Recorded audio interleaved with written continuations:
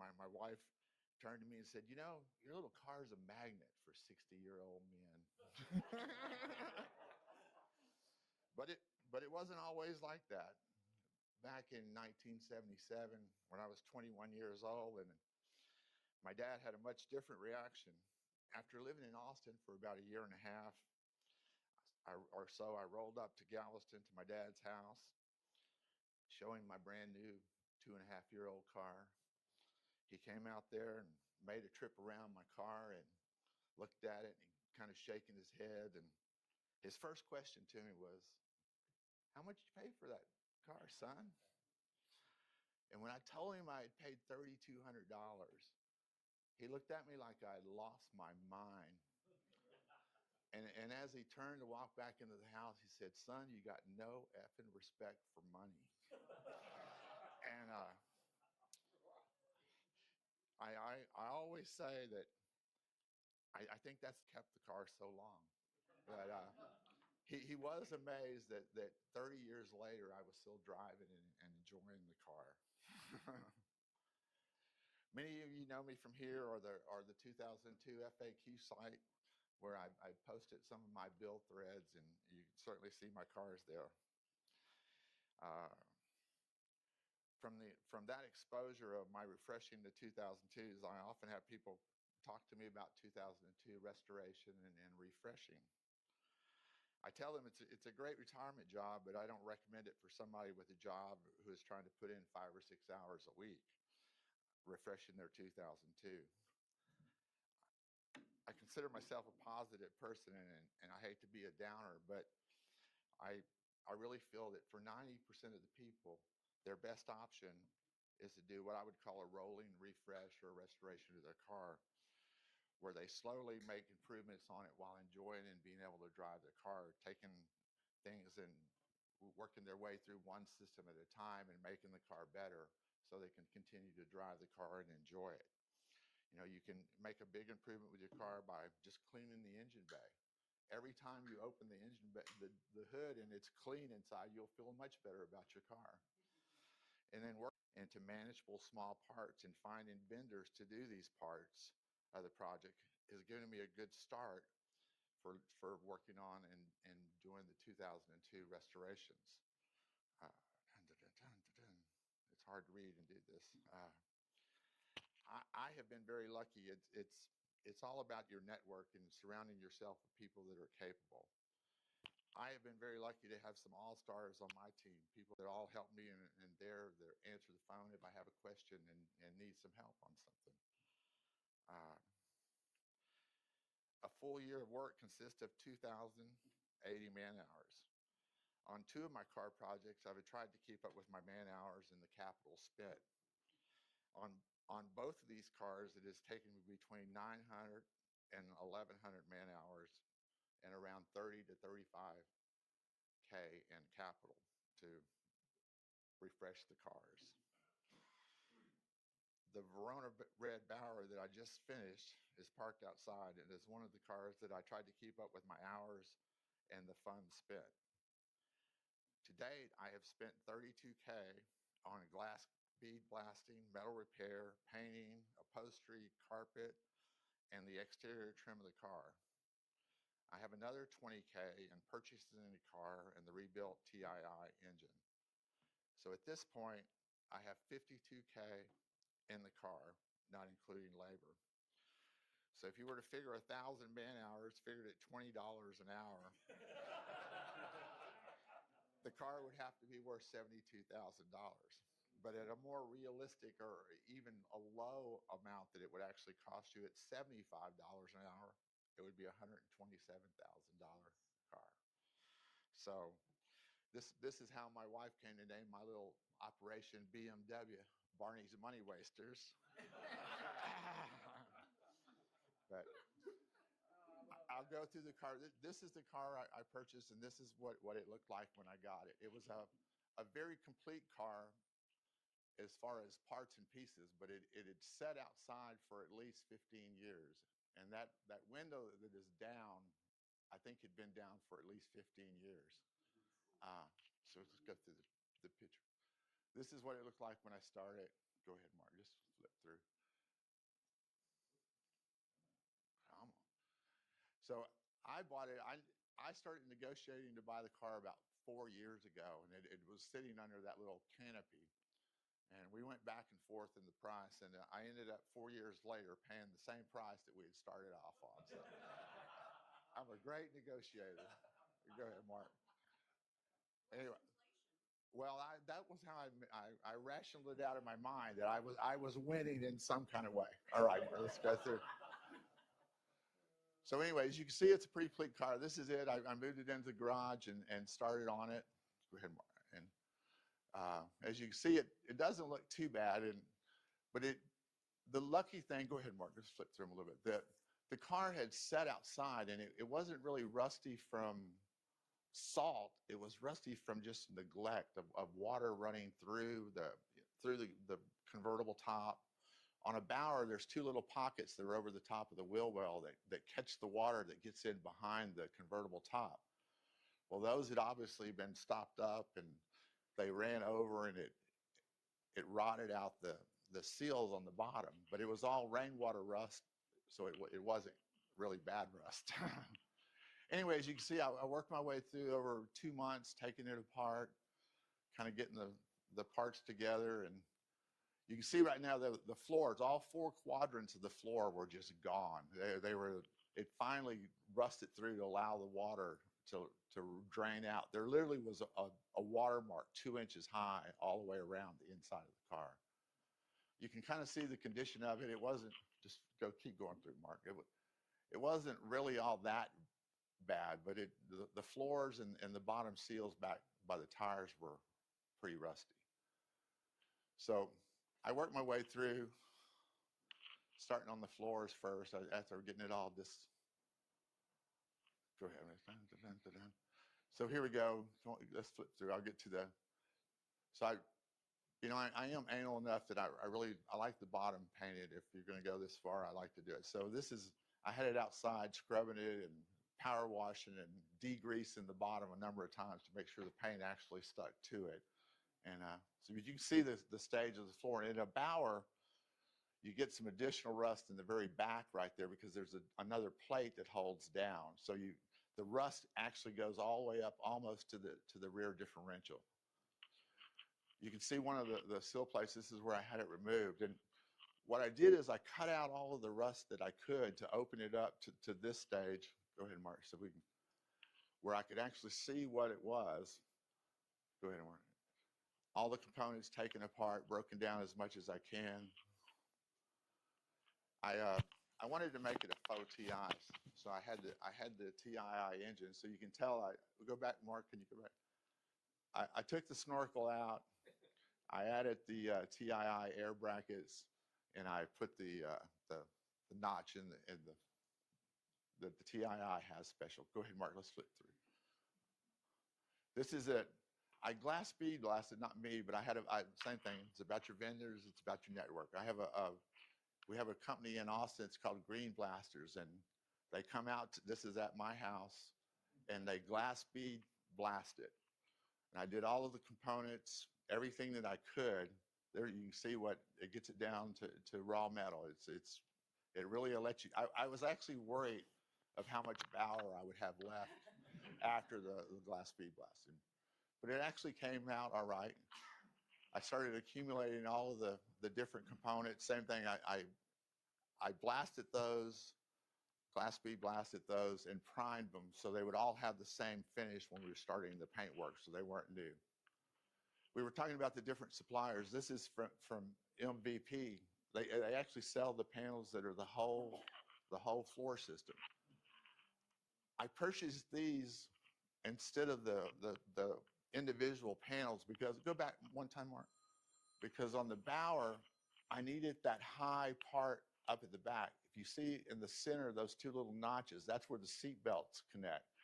So I had rust way back there, so I needed that long part. So I ended up buying these. Go ahead, Mark, flip through. Were those Bower specific or were those? No, they're not Bower specific. They just had the longer part on the rear that gave me the panel that I needed.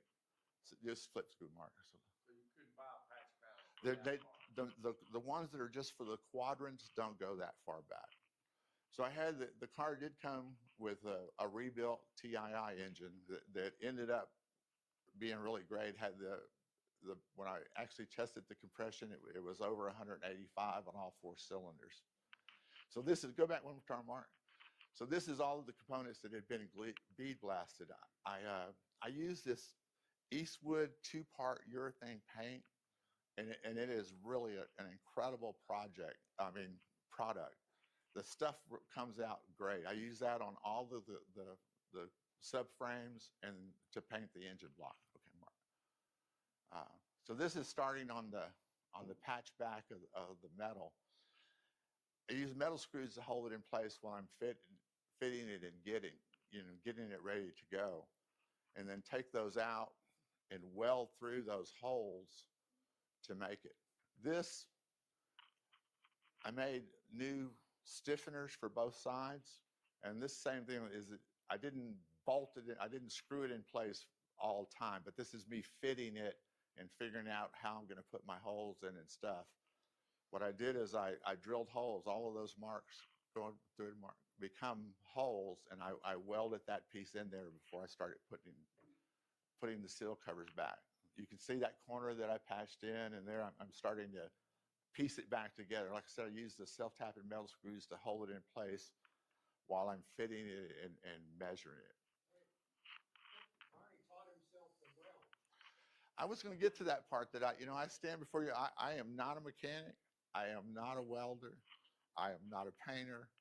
I am just a guy that has always been handy. I've worked construction my whole life. I've always worked with my hands.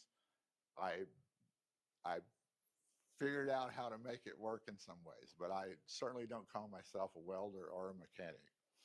Okay, Mark, go on. This, you can see, this is the patch panel there, or the stiffener that I put in on both sides to reinforce it. I think the car ended up much stronger than it probably was originally.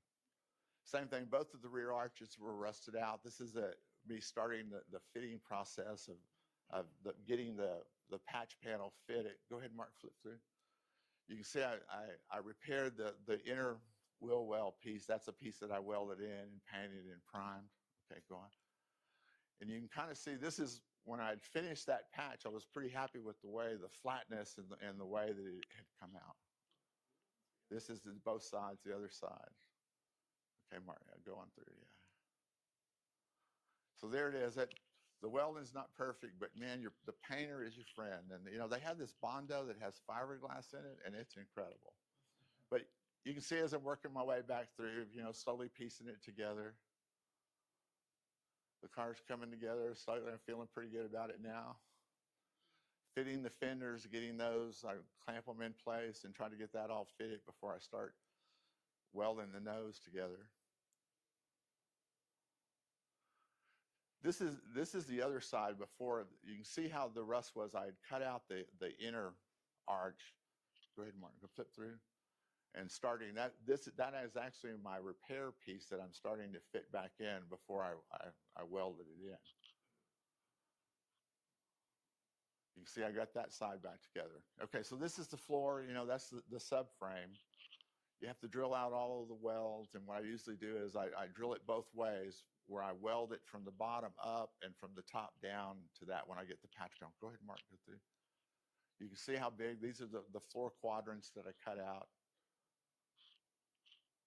You build a little, I see the unistrut, did you build it yourself? That's I have a dolly system that to work on the car, I built me a roll around dolly that raises the bottom of the car up to about this height. And it makes it a lot easier to do the low patching stuff. Same thing, I can't stand up very well. I have a hard time. I promise you I do about 80% of this work sitting down in a chair. But anyway, you can see where I've cut the floor out and the pieces. You can see there's lots of rust. And so this is how I make the patch. I cut that piece out. I lay it out on the patch panel. And then when I cut that piece, I cut it about an inch big all the way around. And then I screw the patch panel up to the hole that I've cut in the floor, mark around it with a blade, and then cut it again to actually fit in the hole. But that, you can see that's one of the patches I made. Same thing, I'm certainly not proud of the welding, but I'm a much better grinder than welder. This is the way it goes in. You can see I've started where I've got the subframe, the rails are black below there. I haven't drilled it out yet to start welding it.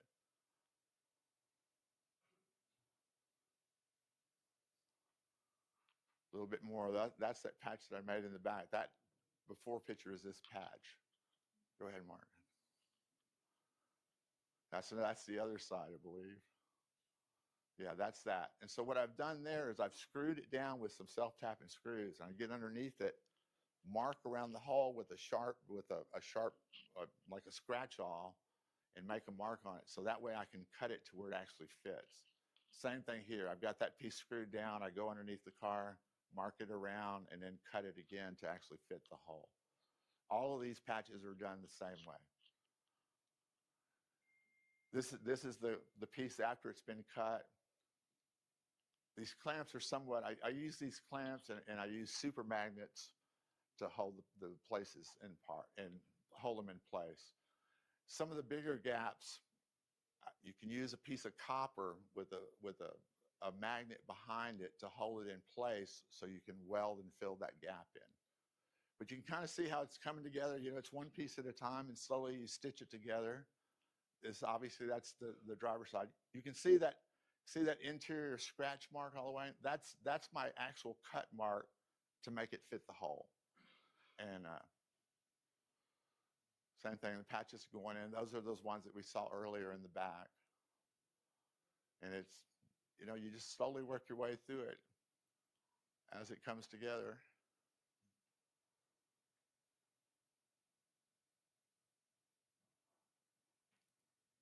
How many catches approximately? How many what? How many catches? Oh, yeah, I don't know. I know it took me about 3 weeks to do the metal repair. I think that I had about 150 hours in the metal repair and cutting it all out. I highly recommend this product. Before I put the front fenders on, I like to undercoat them with this product and really seal around where the light fixture is, because that's a place that's really prone to rust. Really highly recommend this. Their products are incredible. Also, same thing, spraying the body with that product before as an undercoating, both sides. It's black, but I actually prime it. It gets primed and in. Same thing. You can see that patch that that bottom corner was patched, and with the undercoating on it, it's really hard to notice. That's the back side of the light fixture. Really like to seal that up. I think it makes a big difference in the long term.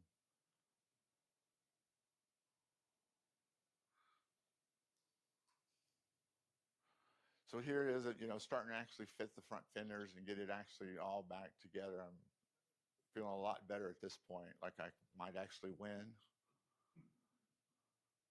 Whoa. Anyway, you can see how high the dolly is. So it makes the bottom of the car about 2 foot off of the ground. And the same thing. So what I did is I put the car back on the lift after I'd made the patches from the inside, and went back and grinded it off and welded the bottom again. So you can see that's the patch I made from the bottom. It doesn't look too bad. Here it is, same thing. I've made all the patches. I've grinded them off. I've welded them. I've filled the holes, and I've sprayed them with the underpinning, getting it ready to go. And same thing. That's the interior with it mostly all patched back together.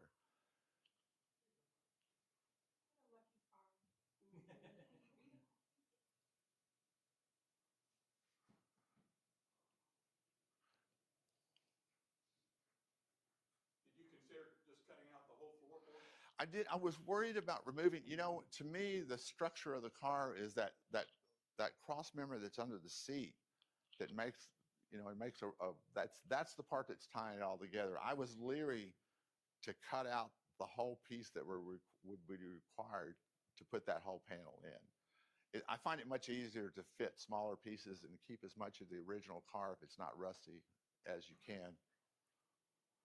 With this car, did you have to worry about the frame? But you had it on your rack, right? Well, the Bauer is really prone to that. I did not brace it off because I didn't feel like I was taking that much off.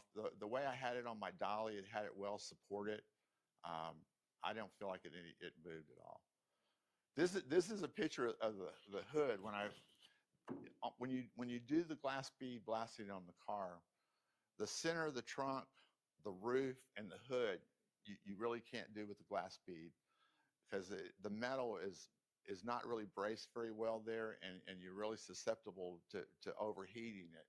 So that was multiple layers when I had to grind that off with the side grinder.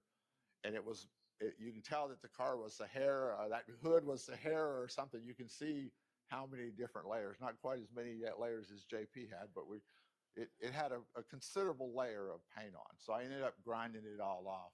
Okay, go on, Mark. Which the hood, same thing. The painter is your friend. Okay, the painter is the guy that brings it all together and makes it all look right. This is me doing final. I use the same thing, Eastwood products. They have a seam sealer that I highly recommend. It really works well. You can kind of see how that came out. Same thing, no lead at that top joint. I weld that together and float that out with Bondo. You can kind of see the car. I was setting the doors, kind of getting the gaps set, kind of making sure, checking it all as much as I can. This is the day that we dropped it off at the painter. It was a really proud day. The sad part of it is it sat there. I mean, they worked on it some, but it was 8 months. It took me 1 year and 4 months to do it, and it was set at the painter for 8 months. This is all the subframe and components. Go back one more time, Mark. All redone, painted with the Eastwood 2-part urethane paint. Everything, it's so rewarding to get it to this stage and really put it together all clean. Not my favorite job, and I really have never figured out how to do this without just getting greasy, but this is my subframes, breaking them down, getting ready to do it. Same thing, cleaning them all up. Painted all that again with the Eastwood 2-part urethane paint. Now, if you've never done this job, those little balls are not your friend. I put those joints together, and it's like the first one, I put it together in about 5 minutes. The second one, 45 minutes. Third one, same thing. It went together just 5 minutes. The fourth one, it took me an hour. Those balls, you can't make them stay in there. It really, you have to have your mouth just right. You have to do it. You know, it's like. So this is my friend, the painter. He's starting. He's sending me pictures. We're going. I'm cheering for him. This picture, you can see, go back one more time. I'm sorry. It's hard to believe that patch is in there when I look at that now. I mean, I was really, even myself, surprised at how well those patches came out. But he's starting to prime it. I actually had primed it after I glass bead the car off. I had soaked it all down with primer before I started the metal repair. So he's given it another coats of primer. This is the engine, same thing. I painted the block with the 2-part urethane paint and starting to get it pieced back together. Jerry Fairchild rebuilt my pump. Paul Winterston, before he passed, redid my injectors. So this is, the car is finally starting to come together. I gave him a hug that day. He got a hug, okay? So he's starting to get it together, and it's looking really good. I will say that I did use the Glazerith paint, single stage paint, and it's $3,200 for the paint, the additive, the kicker, the primer, and all of that. I bought at least 4 2002s for less than $3,200. But as you can see, the car, it almost looks like it's powder coated. The finish came out really, really nice. This is a very proud moment when you get it back to your shop and you're starting to put back finish. Same thing, anal enough to make the bottom look just like the top. So here we go. We're starting to go back together. I built the little battery holder for the small battery because you cannot remove the alternator with the TII without a great deal of trouble. So I've made that where I can just take that out, take those 2 bolts loose, and I can pull that out of the way, and I can pull the alternator from the top. So you can see how it's looking. I'm starting to put the wiring back together, getting it all. Put my pressure regulator there for the Kugelfisher. 28 pounds is what I like to do, set it at. New brake lines, new. Are those, you made those or are they pre-done? No, that's a system that you can get. A guy, Ace Andrews, sells those.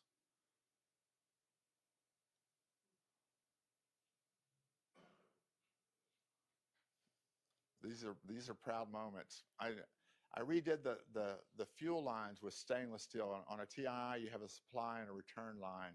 So you can see I redid those, and normally one of the return line runs through the cab. So I read them both underneath the car. This car also, if you're not familiar with the TII pump mounts to a little bracket that hangs underneath the car right next to the differential. I put that in as well. Go ahead. So it really is a faux TII. But you can see how the urethane paint makes a really great finish. It's pedal box.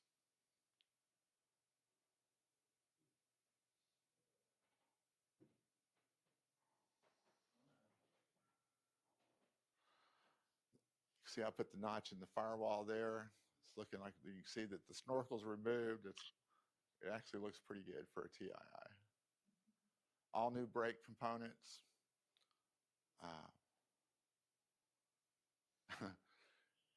I had some of that red 2-part urethane paint, and I decided to paint the calipers. It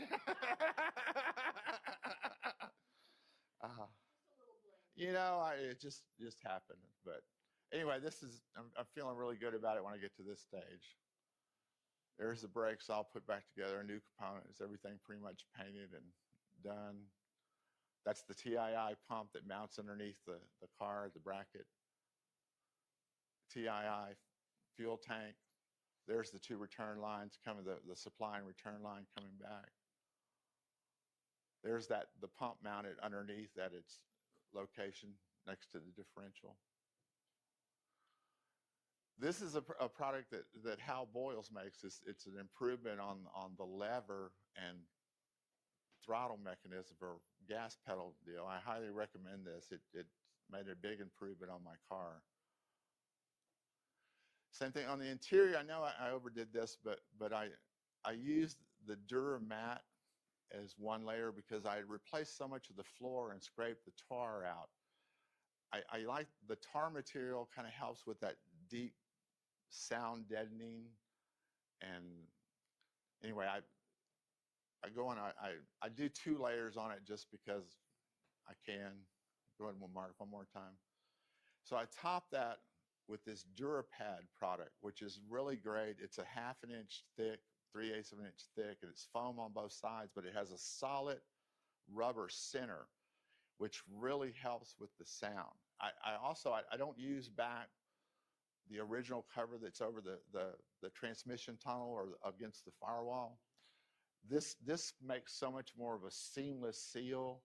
I think it really helps on sound and that. We're getting it back together here. I'm starting to trim it out. It's coming together very, very good.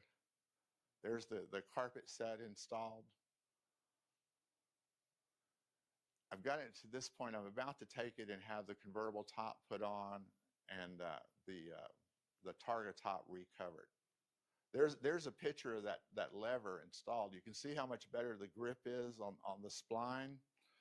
And then it has a Himmel joint there going up to the rod. And he also supplies a stainless steel up rod with a Himmel joint on each end. It's a really, it takes a lot of the play out of a TII linkage. The bottom's coming together. This exhaust is from Wolof and Niche, and it's their stainless steel exhaust system that matches the standard, the stock system. It doesn't have any more sound, but it's all stainless steel, and I just thought that was the better thing to do. Like I said, I'm on the downhill slide at this point. This is me dropping the car off at my friend Tico, who is the master of upholstery. He did the seats for me. He installed the convertible top. He recovered the targa top. And this is me taking the car home. There it is with the convertible top in the back installed, the targa top recovered. I had already picked up the seats. There's kind of the interior starting to come together. I've got the dash in, the seats in, the wheel. It's starting to feel like a real car.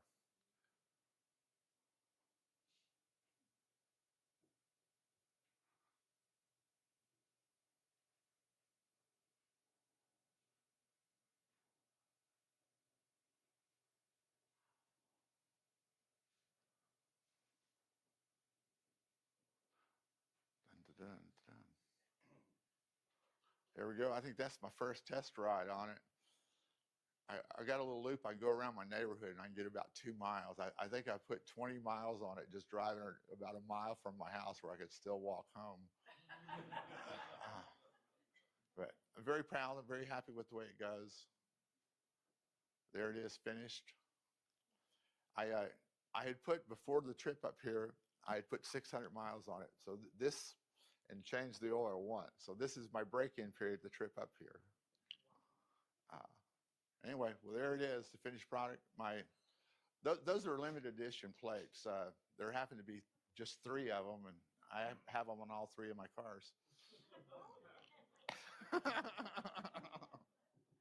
Anyway, I don't know, anybody have any questions or?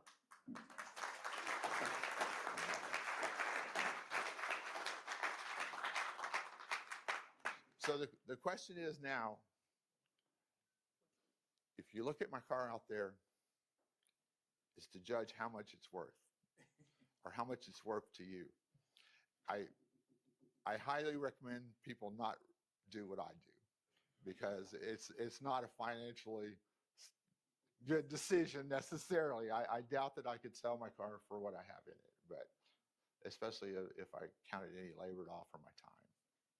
But I certainly appreciate it. It's been a pleasure.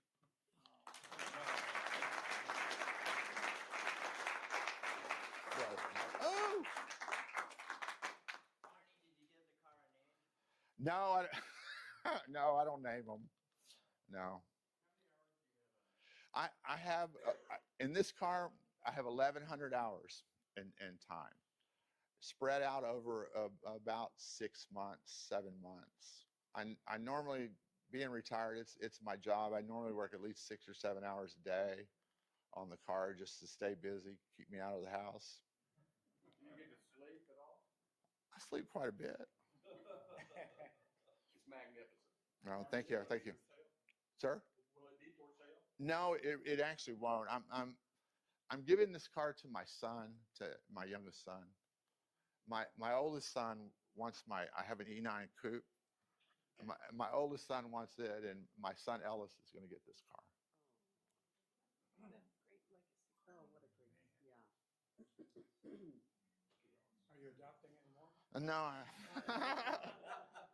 in the process. yeah, no, I'm giving all my cars away. My blue Bauer, I'm going to give it to my grandson. So.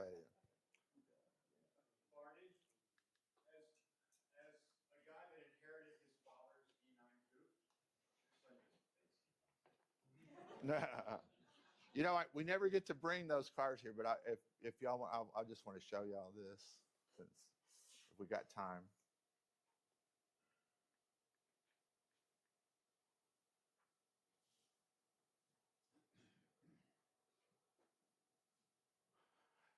So these are no.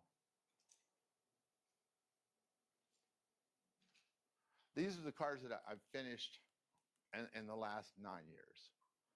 This car I bought for $300. I'd seen it sitting in a field for 17 years. And one day I drove by and there was 2 Airhead motorcycles in front of this old dilapidated farmhouse. And I drove up there and this guy came out. He looked like one of the members from ZZ Top. He had long hair and a ponytail and a beard. And I said, man, I've been driving by here forever and seeing this car. I said, what are you going to do with it? You want to sell it? He goes, I'd love to sell it. And I asked him, well, how long has it been there? And he says, well, I got busted in '83. I reckon it's been there 17 years. So anyway, these are cars that I've finished, like I said, in the last 8, 9 years. This is my original car, that red car that I gave to my oldest son. That's the car that I bought when I was 20 years old. That's it right there. And I restored it and gave it to my son. This Inca car was a Sahara car. This car is the car that you saw that had 3 different colors. The Turkish car. Same thing. There's my coupe. I'm very proud of the coupe.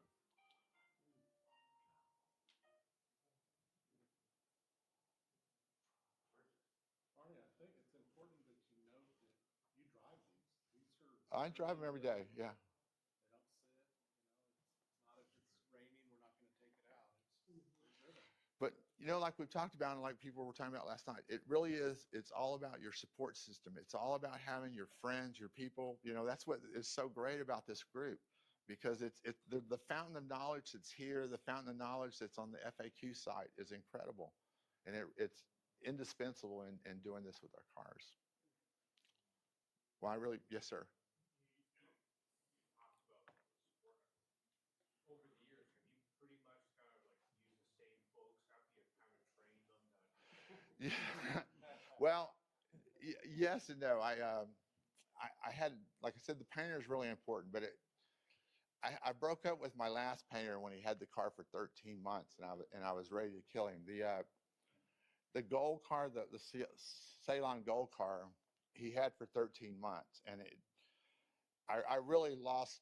I lost it on him a couple times, and we decided it was best that we just not see each other anymore. But yes, it's the same thing. I mean, it's people like Terry and Mike Pugh and Ed helps me tremendously. It's all about your network. It really is. It's about having people to help you and that fountain of knowledge to pull from. Yes, Marta.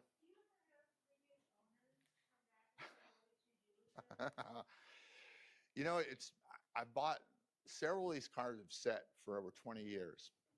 And when you're sitting there and you're talking to the guy about it, and I mean, I literally had the gold car. I bought the gold car from the Ceylon gold car from this guy, and literally he rolled his eyes when I told him that I was going to make it like new. You know what I mean? And I could tell that anyway. So just for spitefulness, when I finished the car, I sent him the whole group of pictures of the car completely redone, because the Ceylon gold car was done just like this car. Barney, take 2 seconds to explain how the gold car came about, because it's really fascinating. The gold car, the Ceylon gold car, it appeared first in Austin on Craigslist, and then it disappeared, and we kind of thought it was a scam, really and truly. It was it was 72 Ceylon gold TII with Arizona plates. So we thought it was a scam, and then about a week later, it shows up on eBay, and it's like, okay, maybe it's not. So we were looking at it and stuff, and it's like, man, it showed on the map that it was in South Austin. And so Ed is really how I ended up buying this car. Ed's got a friend who's really a detective. I don't know what you would call him, but he was able. The guy had removed all of the locations off of the pictures except for one, and so Ed's friend was able to look at the picture and tell us Google Map where the car was. So, but like 2 days before the auction ends, Ed and I get in my truck and we drive down there. We're going down the road and we find the house. I go up there and knock on the door, And the woman comes to the door, and I'm like, man, I know this is kind of crazy. I said, but do y'all have a car for sale on eBay? And she goes, yes, my husband does. I said, any chance we could look at it? She goes, you can look through the windows in the garage. She wouldn't let us in the garage. So we go out there and we look through the windows, and you can only see the back end of the car. But I saw Arizona plates, and I'm going, okay, that's looking pretty good, So time goes on, the auction's going on, and the auction's like at $4,300. And as it's ticking along, I'm going, I think I can win this car. So with like a minute and a half going, I throw down $10,000 bid. And all these guys are bidding, it's at 4,300. They're bidding 100, 100, 100. It's 44, 44, 44. So they work it all the way up, and it gets to. I buy the car for $6,300, which I felt was a steal. So after the auction, I keep trying to contact the guy, and he won't return my email. He won't interact. And it's like, okay, I know where you live. So I get $6,300 in double O's, and Big Mike, my buddy with the green touring that's here. He's Big Mike. We load up and we drive out there, and on a Saturday, I knock on the door, and the guy comes to the door, and I have the money in an envelope that's open with all the bills flopped up. And he opens the door, and I said, hi, my name's Barney Toller. I said, I tell him, I purchased your car on eBay, and I hand him the envelope full of money, and you can see all the money, and he grabs the envelope. I'm like, all right. And so he told me that he didn't really want to sell it for that, but since I had won, it's like, okay. Which is why you brought Big Mike. Yeah, well, kind of. It was for Soucing. But anyway, I had the truck, and we had my car trailer too, so we loaded it up. And he was the guy that I sent the pictures to. Did you hear back from him? No, You never heard no. Did you have But files? You got the title. oh yeah, I had the title and everything. Yeah, it was a clean car. It was same thing with that car. It was just neglect. The car just sat outside. You know what I mean? It wasn't salt rusty. It was just neglect rust.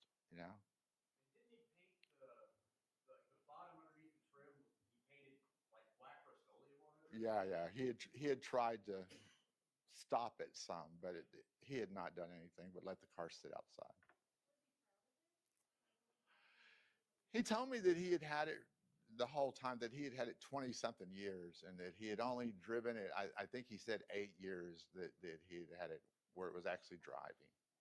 But the same thing, Terry rebuilt the engine. We completely redid that car just like the rest of them. What do you know about the Bauer?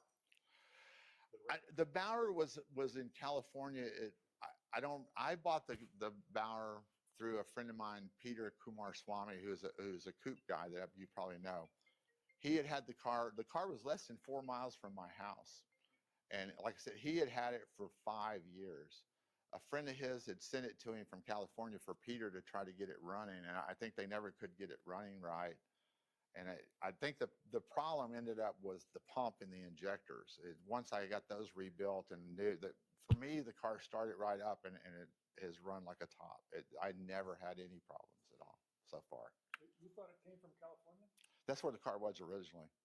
I bought a car from that same guy, another Bauer, the yellow one that's here. Mm-hmm. I was told that he was in New England. I just know he works. He's a professor at a college in California as well. I was told he was a professor at a college in New England. Maybe he was there and he moved to California. I really don't know. Yeah. At this point, I don't really care, but I will say that I did the same thing. I've sent him all the pictures as well. Yes, sir. Yeah, Jim. Barney, I have a question. Of those cars that you have refreshed, as you say, are any of those your favorite? The Bauer is my new favorite. But no, in order, I mean, I love the Bauers are my favorite. Terry got me hooked on the Bowers. He let me borrow their Bower one day, and it's like, I really like this. There's something about the openness of the back, being able to take the top off to if you want some sun, and actually being able to put it on to not get the sun is a great deal. Yes, Larry. You there I bought yes, there's a company in Germany that makes the vinyl replacement top on the back, and they also sell the matching material for the, I think it's KHM. Really, it fit like a top. They're like a top. They're all of it fit perfect. Those from Walla, they actually had them. Yeah, they have them now. I'm one of those hoarders now. I bought an extra set, so I think I'm covered for the rest of my life.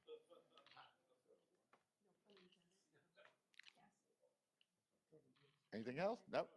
Yeah. Do you ever have people come after you saying, I want you to do a car for me for money? All the time, but I have no interest in that. I've been retired 10 years. I had a good job, and I'm positive that I could never make what I used to make fixing cars. So. Another question? Thanks, Marty. I appreciate it. Thank y'all. Thanks, Mark. Wish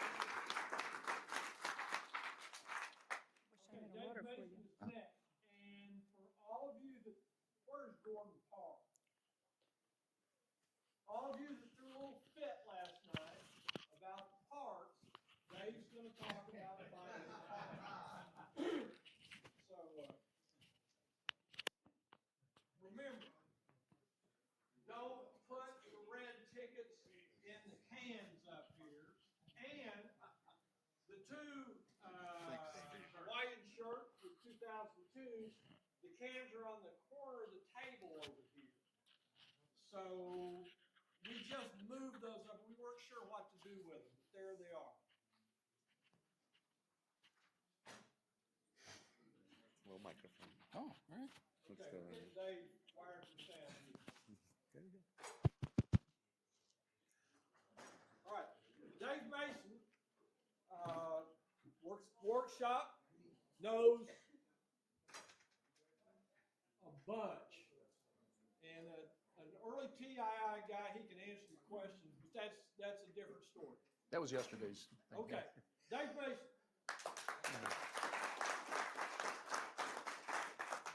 I'm glad Barney ran a little long, because after we beat up poor Mr. Pluzinski yesterday, I don't know how much you guys want to hear.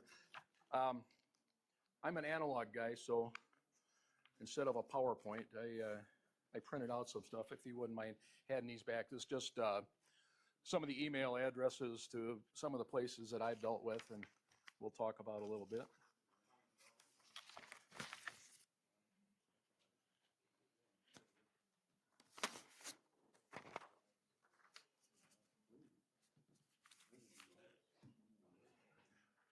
About me, I worked for a BMW dealer out of high school as a lot rat on the used car lot, when you could still buy a new 2002 there at Knaut's BMW in Lake Forest, Illinois. And not only seeing the new cars on the showroom, but the kind of stuff that got traded in there, really interesting cars, and a lot of E9s. A lot of 2002s, and I got to drive them around, take them to the car wash, and things like that. So I kind of fell in love then. And about 3 years later, I found a 2002 for sale at the Datsun dealer and picked it off. That was in '78, and I still have that car. I got into, I was hired by a body shop supply company to sell. And from that, I was picked off by a couple of fastener companies. I ended up using a 2002 for my sales vehicle for about 8 years. I had 3 or 4 different 2002s. I switched over and I worked for Worth for a while, and found that showing up at a European specialty shop in the 2002 it helps get their attention, if you're going to try to sell them German specialty stuff. So,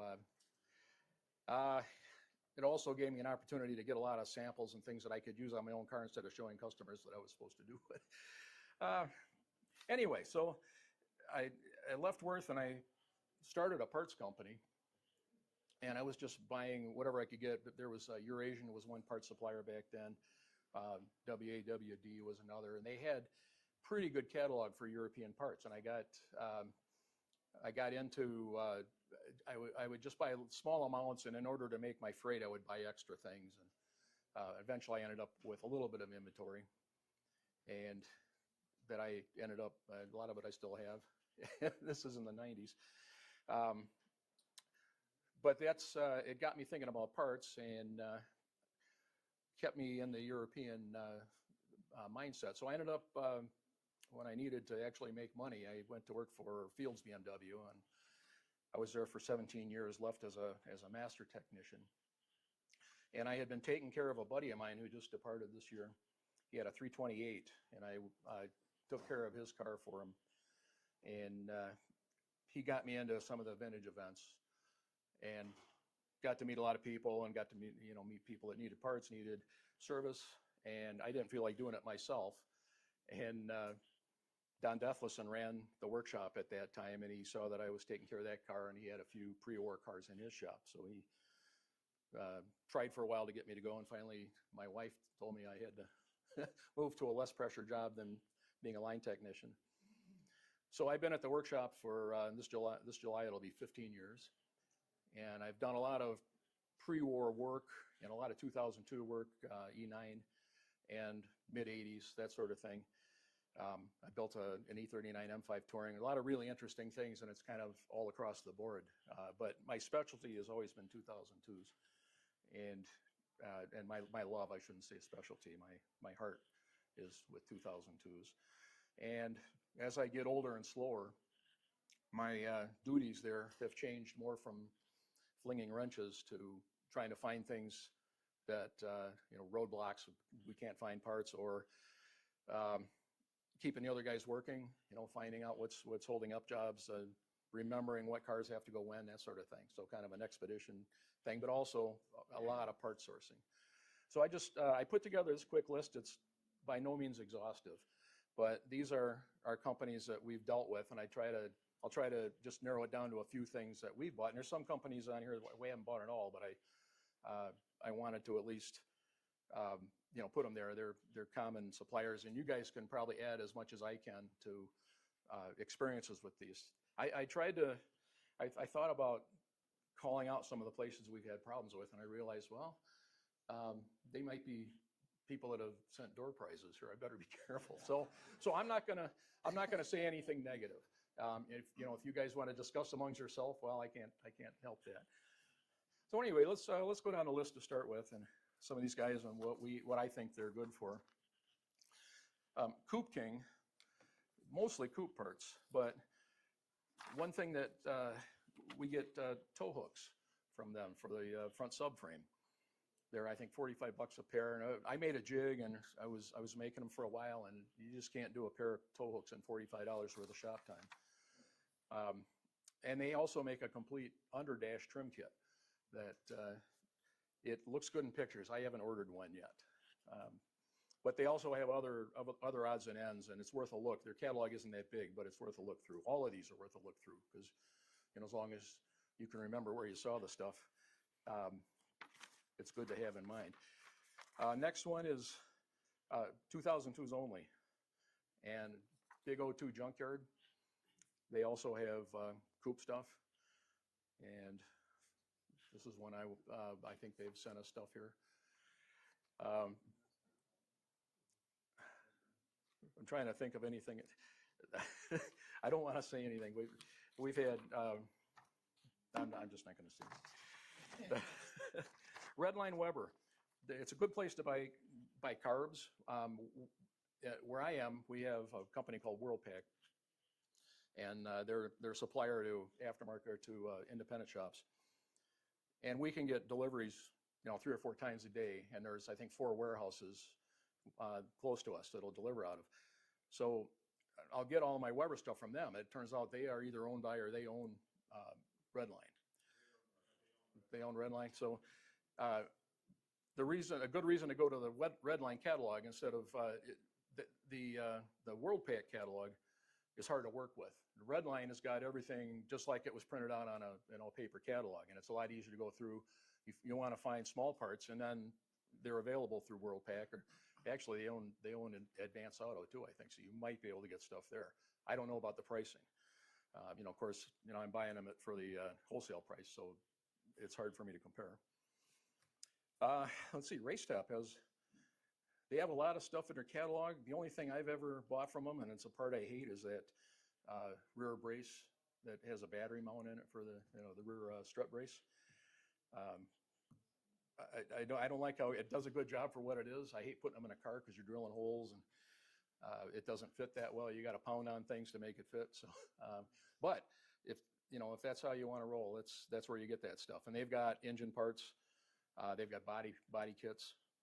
That's worth looking in their catalog.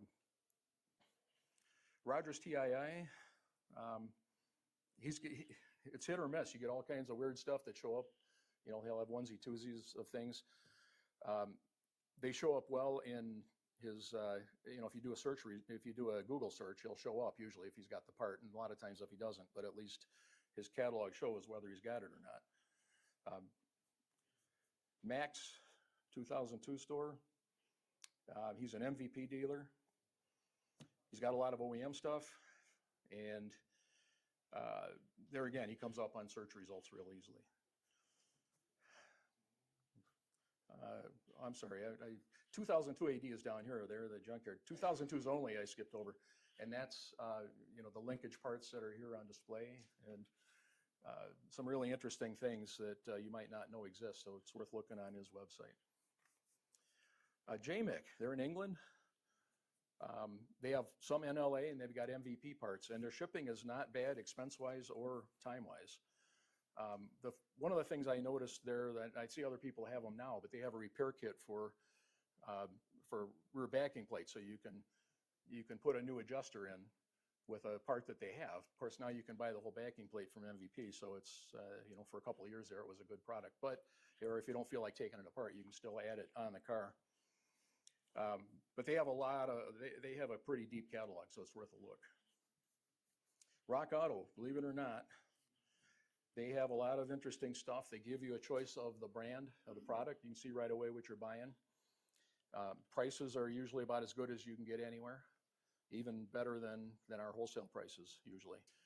They carry Euro products, and Ben tells me that they have the freshest supply of Euro stuff. So, yes, Mike? One thing that I found that they have are the sunroof gasket.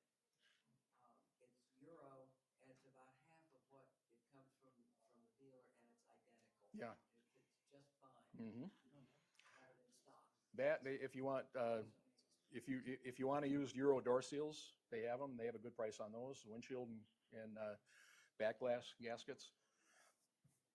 And sometimes they'll have closeout products, and they're like pennies for some of the stuff. You can go on their website and put in the vehicle year and model and so forth, and they will email you when they have closeout parts for your car.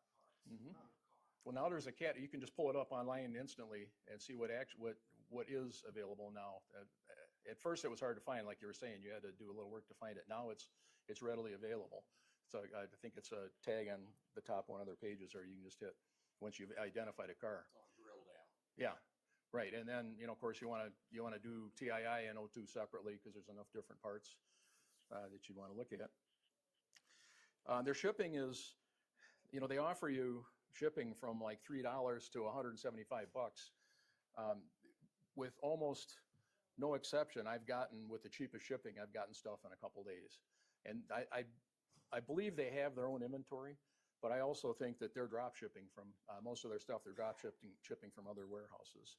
Because where I ordered a list of parts, it came from different places, so I had different shipping on all that is which I wasn't expecting. That is an issue, but when you order it, you'll see, and you can also go back. What I've done is if I pull up a list and I see it'll say this comes from warehouse A, this comes from warehouse B and C. I'll go back and I'll look, if it's something that's not brand sensitive, I'll go back and I'll look at it and see if I can't pick another brand and maybe luck out that it's at one of the warehouses.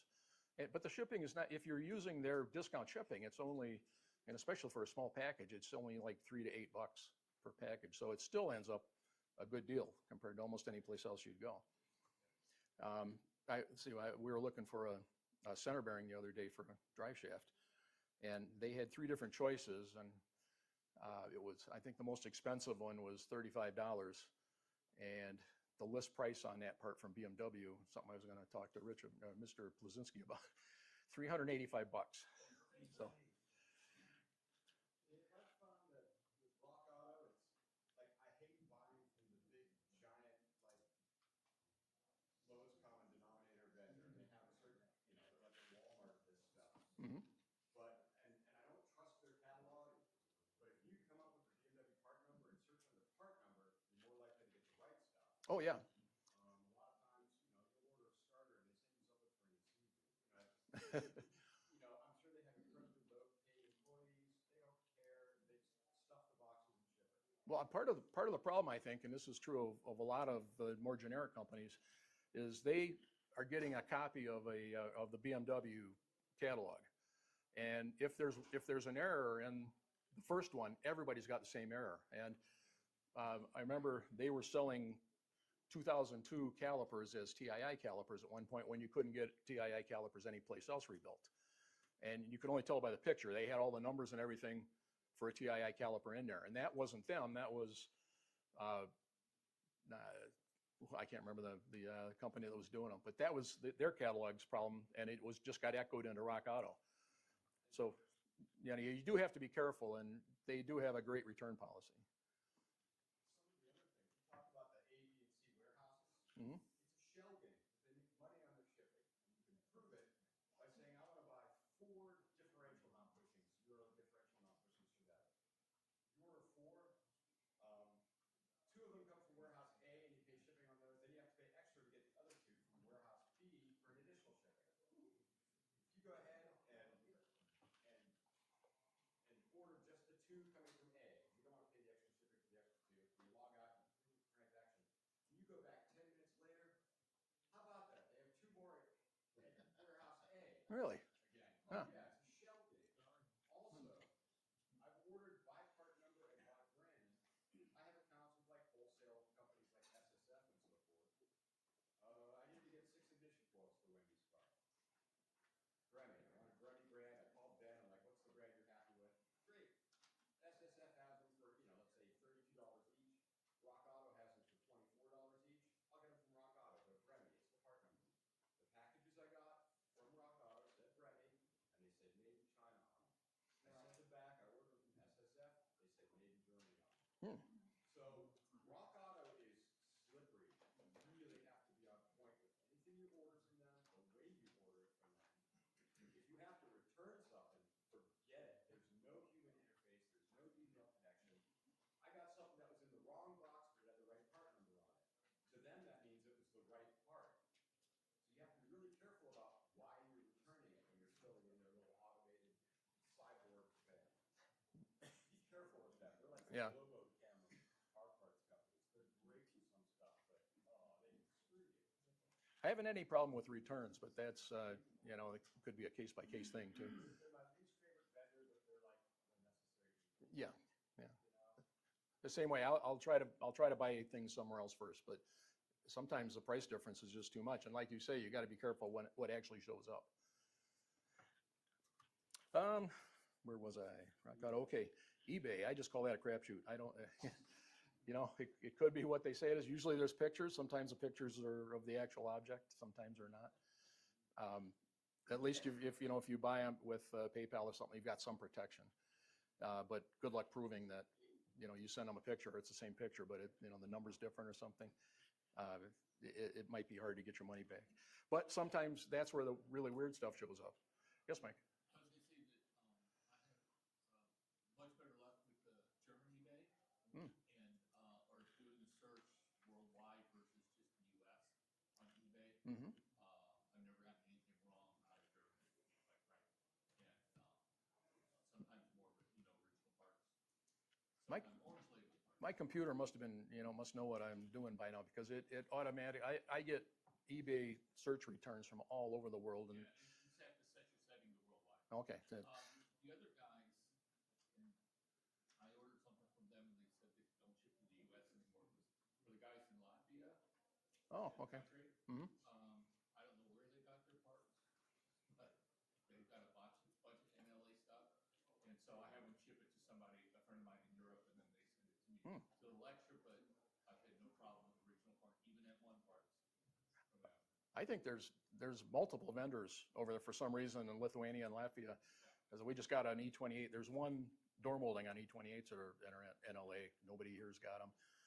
And we found a new one in Latvia and took 3 weeks, but there it was. It was brand new. It was perfect. The other thing, we had an E3 upper door molding, same thing. The shipping across the world, it was well packaged. It got here perfect, and it was a perfect brand new part that I couldn't find anywhere else here. So it's worthwhile. It was kind of in my notes further down to talk about them because, don't be afraid of it. It seems like I don't know if I buy anything from Russia. I still haven't tried that yet, but it seems like the Baltic states and some of the other weird countries you wouldn't expect to have a lot of BMW parts, they do. Walleth mesh, they're great. They're awesome. I use them usually if I'm looking a part up. I'll start there because their catalog is a little easier to use. Like if you're looking up a category of parts for 2002, in some cases everything for a 2002, whether it's a TII or a Cabrio or whatever, it'll be in the same drill down.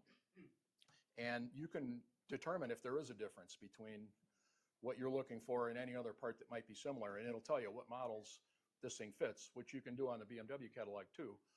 But it's not as accurate, and a lot of times parts shows up as not recognized on BMW's catalog. So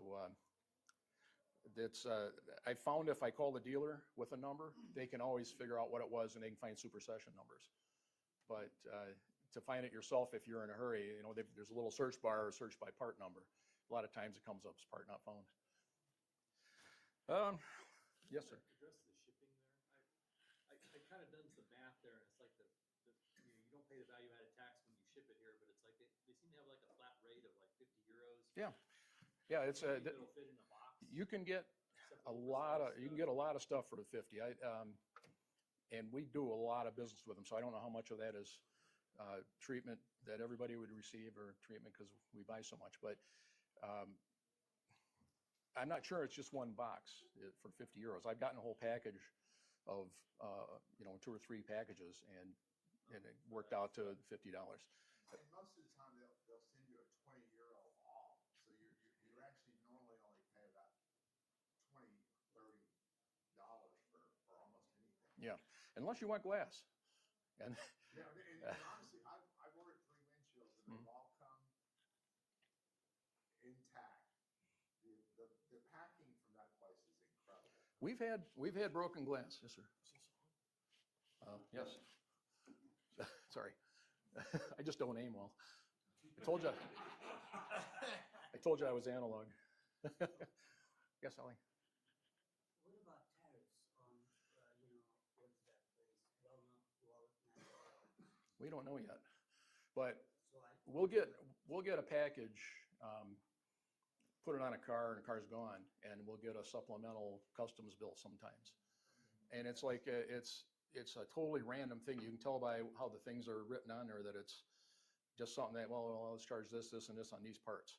That has no rhyme or reason. And maybe 1 out of every 4 orders will get a supplement. And it comes so much later that there's no way that you can add it to the cost of the job. Yes, yes, Rich. Typically, first of all, you have to look at the non-VAT price. Oh, yeah. And unless you use the American flag, they'll price it in dollars, or you can just take the euro rate and multiply it by that. But the thing about the shipping is that if it's under $800, which is this de minimis non-custom, you don't get charged custom. Okay. But if it's over $800, you will typically be charged custom. So order twice.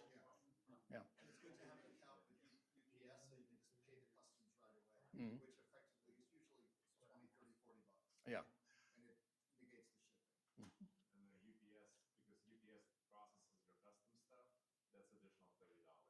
Yeah, just to, and if, yeah. And if it ends up being held in customs, don't call. So we were actually told, every time you call about this, I put your paper at the bottom of the pile. And, you know. If you write a check to UPS and hand it to your driver, take a photograph of the driver holding the check and hand it to him. Because you will undoubtedly, 2, 3, 4 weeks later, get a really threatening letter from both UPS and US Customs that you didn't pay it. I've experienced that, you know, like I don't know what UPS does with the check once you give it to them, but apparently they're not as fast about handling it. Well, our that was check. Our UPS drivers, they don't, they told us, they literally told us, you know, just, you'll get a bill, you know, you'll either get like a customs bill, we often get a separate, bill for the broker fee, okay, and they just said, just pay it online, you just do it off of your account. Mhm. Yeah. It's easy to enforce. Yeah, no, you had them with check, even the drivers that deal with, they say, this is gonna be a problem for you because it gets tricky that, they don't handle enough checks anymore. Just do it online. One thing about Walleth and Nesh is they put together packages of like similar products. Like they'll have, you can buy an entire plated front suspension hardware kit. It's got all the spacers and the bolts, everything in yellow plate. But the number's not going to show up in a search. So it's good to just go in there and look. And a lot of times they'll have a product that it's similar or exact as far as we can tell to another product that BMW has in their main catalog, but they'll have a different number for some reason, maybe a super session. But a lot of times if Walleth has something, there'll be a price there. Very seldom do we find something that they actually don't have in stock. If they're like aware of stuff and they plan on getting it someday or they've had it before, it'll show the product with a picture. Some of these things, where the hell did you get a brand new one of these to get a picture of? They're NLA stuff. And at the bottom, it'll just have zeros. And that, it's valuable to take that number and search back, do a Google search on it, because a lot of times that's a different number than what you'd been looking for, and you'll actually find somebody that has one. So, yes?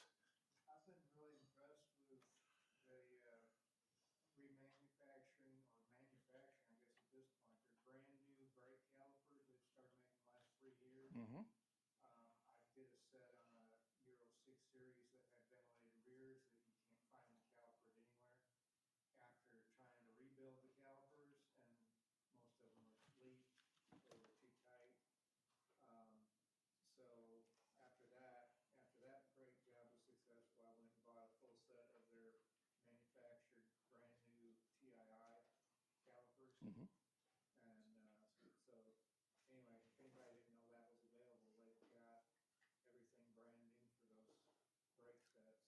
They also make a splitter kit if you have TII calipers and you want to either make a turbo-like kit, or if you want to put them on a coupe that has vented rotors, you can buy the spacer and the extra hardware to turn TII calipers into vented calipers. And they do have a lot of the calipers ready to go, and they also have kits with calipers, hardware, rotors, everything you need to put the complete system in one shot for a little bit of a discount. It's not that much cheaper than just buying what you need.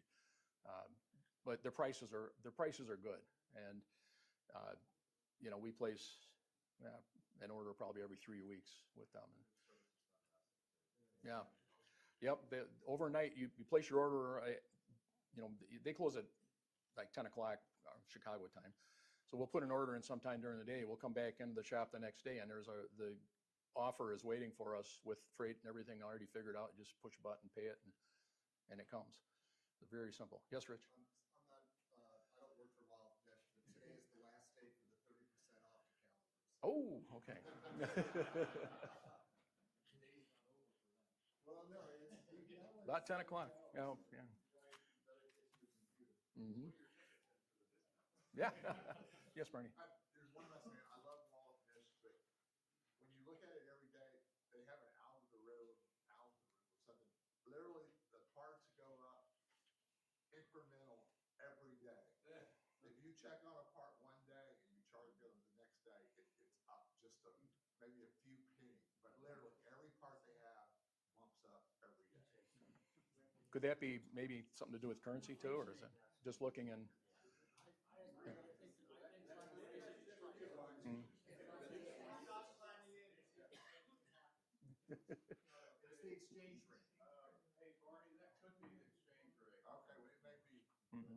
I just noticed that. I'm like, You know, and back to shipping, if you order, we get quarter panels and doors and things like that, and of course they're extra. They're not, you're not getting that for 50 euros, but it's reasonable. You know, I don't know how the heck they do it, because we pay more for, you know, getting one big part shipped from someplace in the States to us than what we get a whole bunch of stuff shipped in from Europe. I don't know how they do it.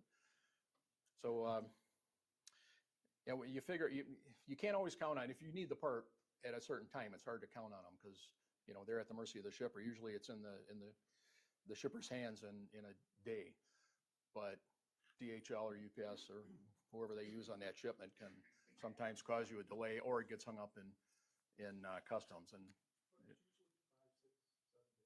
usually, unless it's customs, and then you just never know. But we've had things more, actually not lately. This was more like during COVID. We had things hung up for 2 months. If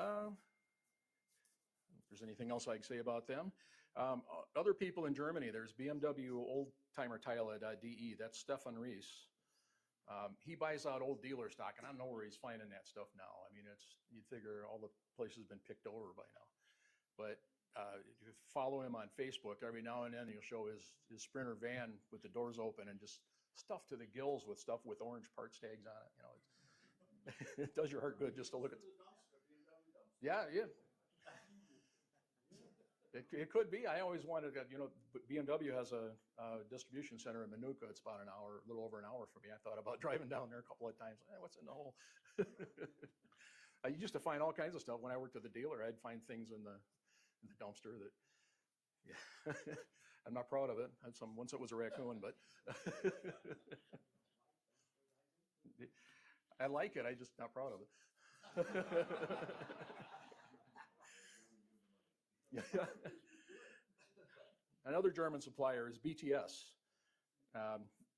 And unless you put something about Germany or BMW when you're searching for them, yeah, you're going to see a lot of Korean before you see any German. So it's, but they're great as well. And both, not so much Stefan Rees, but BTS has some exclusive products. Like he makes a washer pump that looks like the one that BMW used to make, that has the proper large heat shield for 2002, where BMW has cut back to only selling a little black one that doesn't look anything like the original white Hella pump in the small bracket that they switched to when they went to, in 1975, when they started mounting them up over the brake booster. So it's, they have this bracket made up, and then they put a white Hella looking, it's not Hella, pump on it. And if you don't like the thought of the pump is probably Chinese, you can get a Hella pump and put it on there. A lot of other products like that. There's just little things they make up. They had the original black rocker panel molding clips for years before MVP, I think, started making them. And some of the guys, Rogers TII was carrying them. I think they were just buying them from BTS and marking them up. There are a lot of stuff that I see on BTS's catalog that I see Roger has. So I'm thinking he's just buying stuff and bringing it in. Their shipping isn't as easy as Walleth. I mean, you're going to pay whatever it actually is, a small box, $20, $30.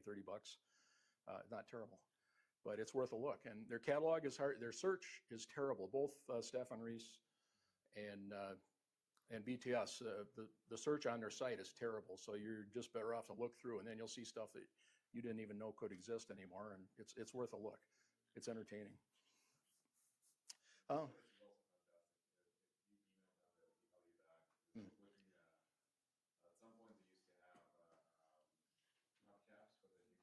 Yeah.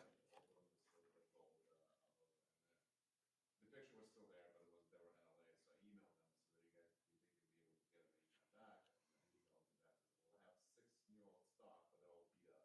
And I'm like, perfect. Because that's what I want. My car is not perfect,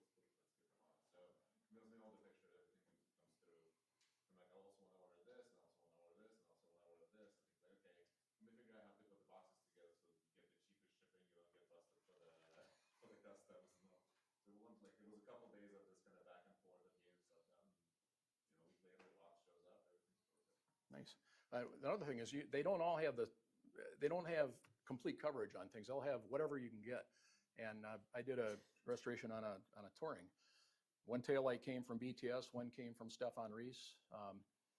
Other parts I could get from Walleth, some of and there's a lot more Touring stuff available now than when I did this car, but a lot of the little things I had to look around. I had to check maybe 20 different places before I ended up with 40% of what I wanted. And, the other stuff, you just got to figure out what to do, or recondition what was on there. Yeah, yeah. One day it's there, the next day it's not. And it's worth an email because, like I said, he'll put something on Facebook where both BTS and Reese will put something on Facebook about, I just got this big old box, this big old shipment of parts in. And he has a sense of what's in there, but it's not on his catalog for a long time. So if you just email him and ask, you'll find out that maybe he does think he has one. Yes, Mike? Just as an aside on the windshield washer pumps, Volkswagen and Audi used exactly the same pump.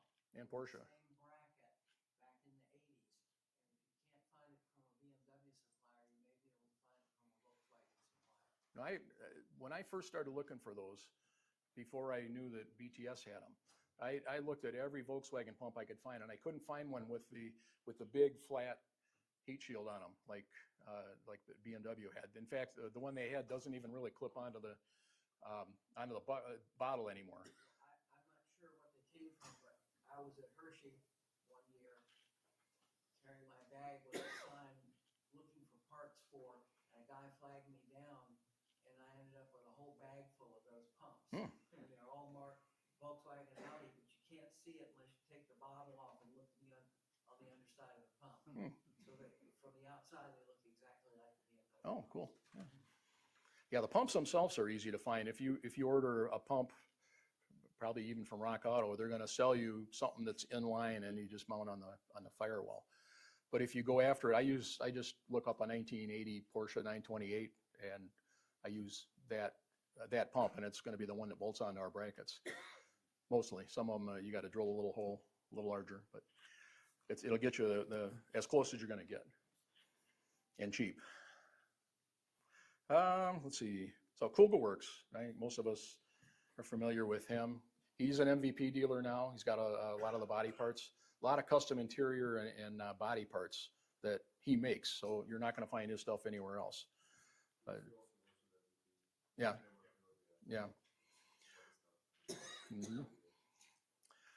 Ireland, a lot of people, if you want to call them on the phone, don't bother, but we'll place an order and we'll never know if it went through or not, and it'll just show up. We've never been skunked, but it's nice to know sometimes if your stuff's coming or not. But he's got a lot of interesting stuff. He's got a lot of stuff that he makes himself, and he's got some things that need to be modified if you want to use them. But they've been their catalog, if you look at, about maybe 30% of it's sold out at this point. Kugelworks too, so I don't know if it's stuff that they don't plan on making anymore. A lot of stuff is cast, so they will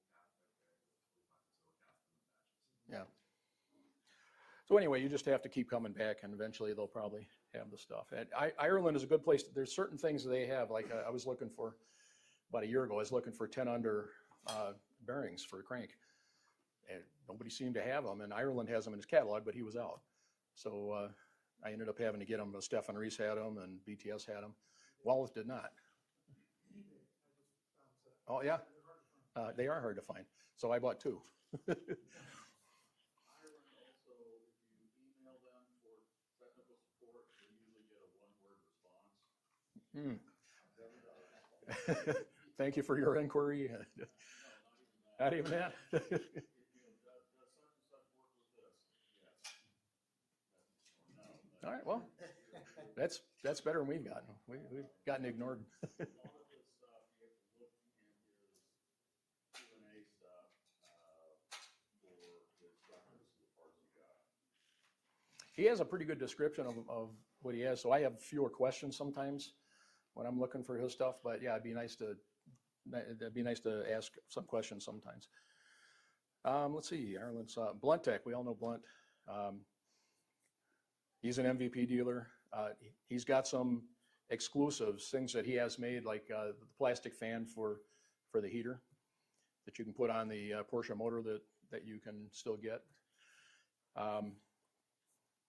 He makes like shifters, he makes brackets for AC compressors to switch over to the sand ends. It's worth looking, but I have to talk to him about his search on his website, because it keeps on reverting you back to the normal, well, what car do you have? And I already know what I want, and I don't know his part number on the things he makes. There's no BMW equivalent part number, so you almost got to just, and I wish there was a way you could pull up all BMW specialty things or 2002 specialty things. And I'd probably buy an extra 4 or 5 things every time I buy there. He comes up with stuff, I don't know he's got it. Later on I find out, I say, crap, I made one of those. I talked to Steve yesterday. Yeah. And called because somebody said he had the little spark plug wire clips that go on top of it. Oh, yeah. Mm-hmm. And so I called him and he said, hi, let me email you back. And he emailed me back and said, here in the Netherlands, I can get them there. And then he said, then he called me and said, just found a whole bag of them. Mm-hmm. So, They are very responsive. they're on their way. Mm-hmm. And one thing that he's got a way to get, I think we talked yesterday about that parts that are flagged in BMW's catalog as being European only, which include the 72 US front bumper brackets. For some reason, they don't remember that we ever used them, so they call them. They only show up in the European pages in the BMW catalog, so they won't sell them to you. So if he's got a source in the Netherlands where he can get OEM stuff shipped over, we get a lot of stuff. If there's things we can't find, a lot of M1 parts. If BMW still has them, and it's just they make you jump through so many hoops to get something brought into the States, and it takes so long that. I don't want to say that they'll do this for anybody, but we buy enough that we'll say, hey, can you add on from the German dealers this particular M1 part? And sure enough, it shows up at a good price, and they actually get it to us, which BMW never could. A lot of like M1 glass, you probably can't get that at all from the dealer anymore, but they were able to get it. And they also have pretty much a full OEM catalog. They must be working with a dealer somewhere. I'm not sure exactly how he does it, but anything you need, he'll find it. And they surf all the pages, so they'll respond. If you're looking for something, a lot of times they'll respond and say, yeah, I got this, or I don't think he ever says, no, you can go here, but yeah, if it's not him. But he is responsive in that way. Cat-tuned, I don't know if that's how you say it. I've never dealt with them, but in just researching for this, I looked in their catalog. They had a lot of interesting stuff. It's worth a look. Classic BMW parts in Greece. Well, it's one of those things like, don't be afraid of the Latvians. We've bought stuff from them. I don't know where he gets this stuff. He's got all kinds of interesting things. Like I wanted a tall metal can voltage regulator. And if you get a steel one now, you're getting a short can typically, just a Baru cheap thing that doesn't have the transistor in the bottom and all that. He had NOS ones for a good price, and the car we were working on was deserving of it. Captain, I think you would say it, Classic Parts in Holland. They have a lot of NLA stuff. MVP Vintage, well, they're worth looking at just to look at their catalog. You see what is available to the dealers, maybe not everybody's stocking everything, but they can get it. And I've dealt with them directly.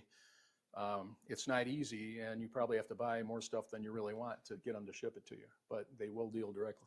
At least when I tried, they would. Bamboli, I don't know how the heck I found this. They do a bunch of printed and molded parts, and they're in Turkey, I think. Yeah. I've had windshield gaskets, repair these, and little trim things for them. And How'd the windshield gasket come out? Was it decent? Because we got one from Walleth, and you almost couldn't bend it. no, these were great. So they have front, rear, they have different Who's the supplier? They're called Bamboli Limited, and Run like 7% or whatever off, say 7%, 8%, whatever. They make finished door cards, door. oh yeah, mhm. They have those two door cards that are Front and pretty good back. quality. Pretty good, yeah. Yeah, the pictures look nice. They have visors for dirt cheap. So They're not identical to OEM, but Mhm. they're pretty good. well, even the Walleth ones aren't identical. So it's they're a lot less money. And well, not actually, Walleth was a good deal too. Texture of the vinyl on the Weisers. Yeah. Doesn't match the headliner. It's like pebbly instead of leather looking. Yeah. They're actually, they're manufacturers. They make most of the stuff they sell themselves. Found them looking for Mercedes parts, looking for visors. And on eBay found 74,000 different people selling the visors that all look about the same and everybody claiming to be ours are better than anybody else's. Talked to one of the guys in the area who deals with all the R107s. And like, how do I find which one is good one? I sent him 3 different links. And he's like, this is $110, this is $130, this is $350. He's like, this is the guys who actually make it, and theirs is the cheapest. So I went to them. The parts arrived within a week, just from Turkey, and very fast, and quality was incredible. And one thing about a place like this is if enough of us call them and we're looking for a particular thing, they're probably in a position to actually do something. They have door panels, they have rear quarter panels, the interior parts. There's a ton of 2002 stuff, there's a ton of V30 stuff, there's a ton of Mercedes stuff. So it just, they've made a lot. I want to contact them so I can ship them my touring quarters so they can possibly make those too. Oh yeah. Don't Yes. buy seatbelts from them. No.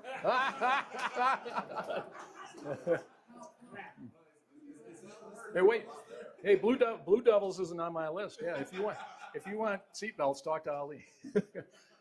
And he does. He rebuilt. You still do rebuild old retractors and things, right? Sometimes, Yeah. depending on the customer. Yeah. He's loaded with cash and he wants the restoration. Mhm. Then I can redo the whole thing. Mhm. To a certain extent, Yeah. not always. But yeah, otherwise, I advise everybody who needs a seatbelt get it from Walleth and Nash. Mhm. They never understand how these seatbelts actually fit originally in O2s. So and fittings, they're like angled. Yeah. Supposed to be flat, go Right. behind the retractor. They just never change that. And they could send you these seatbelts with angle and fittings. You have to put in a press to make it flat to fit the car. Otherwise, they're a really good product. It's the best prices so far. If you buy from me, I'll add on the top of what I pay for. So don't go direct to buy from Walleth and Nash. But they're ready to go. Yeah. Yes, sir. Speaking about part suppliers, I don't know if you've run into this, but on Instagram, there's a company in Turkey that is redoing the dashes. Now, I haven't reached out to them yet. I know Just Dashes, their prices are pretty expensive, but I do have experience with seats for E36 M3s from a company out there, and the product turned out to be very good. So Was it the replacement foam for the seat that you were looking at, or the replacement foam, or was it an actual upholstery? just the upholstery. Oh, okay. Yeah, I can't remember the name of the company right now, but so far what I've seen coming out of Turkey seems to be of good quality. And the company that I'm talking about is called Vacuum Paint. I'm sorry, what is it called? Vakumhane. And Thank you, Pam. they're restoring, this one that I have here is an E30 dash, but they also do the 2002s. I've seen Oh. some of the products that they make. All right. So they're probably quicker than. I don't have personal experience with them, but I'm pretty sure that the prices might be more reasonable than what you get here. Yeah, the Just Dashes. Yeah. Can you spell it Yeah, again? one more time, the name. It's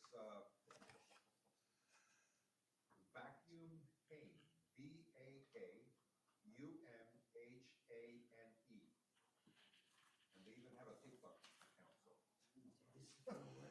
These may be coming from Turkey. These are, there's a huge number of Turkish guest workers who work for BMW. They retire Oh, yeah. And they know stuff. Mhm. Also on MVP, this I saw by looking at their catalog, like I mentioned that it's good to do. They had a prototype brand new O2 dash. So I remember there was an exchange. Phil Marks has a brand new square light dash that he was trying to get good money for. It's probably the last NOS one in the world. And somebody was saying, well, so-and-so has got a brand new perfect one for this, you know, it's going to be less money. They're almost done. So how do you know it's perfect if you've never seen one, you never fit one? And even taking a stock dash and having just dashes cover it, they're sometimes a real pain in the butt to get the glass back in and to get the cluster to fit in, that sort of thing. I always send one cluster surround, and I mark every piece of the dash, and I say, make sure you relieve this area before you cover it. I mean, I'd rather have it be too short than too long, and you can't get the glass seal in. But anyway, no, that would be great if, you know, if there's another place to do it, maybe Just Dash will have to get honest with their pricing. That MVP one's been a prototype for like 4 years. But you know what, I've watched other things come through that same pipeline, and they eventually do. Yeah. And there's, They actually just posted a picture from the show, and it had a physical one at the show. mhm. So it's a matter of, you know, making a few, making sure they fit, adjusting them. They've been like noodling with it. Yeah. Okay, so let's go down and see if there's anything else worth mentioning here. AKG Motorsport, great friend to the community, but he does bushings and tools. And if you want to learn a few new words, call him. That's not excellent. Expletives, yeah, he makes expletives. 2002parts.com is Dave Varco, Aardvark. And he's got what he's got. Recaro parts, he's probably got the most of anybody. He does bumper rechroming and he stocks them. He also has other things just at random, so it's worth looking at his site. Oh, yeah. Door cards, yeah. Yes, Andrew. Sells the marine grade plywood that's CNC, like laser cut. Yeah. They're great because they're the proper size for any warp or waterlogged original door cards, you know, door backers. Right, yeah. Yeah, I've seen some. Waterlogged door backers. Yeah, that's nice to not have to worry about that again. Right. So what I tend to do is I will put a coat of polyurethane on them on the door side, and still put the water barrier there, so that even if water infiltrates through the squeegee, that part of the door card is protected. Yeah. And it's Keep it dry. there's little room for error Mm-hmm. because they're the exact size. Right, So yeah. Once you get it's a whole process of removing the staples and peeling everything back. It's a whole thing. I've done like 4 or 5 sets. Mm-hmm. And you know, once you understand the whole process, it just gets easier. So just keep buying cars and Barney. Barney's. You also used to sell rebuilds with 5 speeds. Oh, yeah. And also rebuilds differentials. You make me a, high compressed what do you call 4:1 ratio Mhm. with split differential to fit an auto. Yeah, he does have. I know, and he's cleaned, I think, all the junkyards in California out of that kind of stuff, all the parts.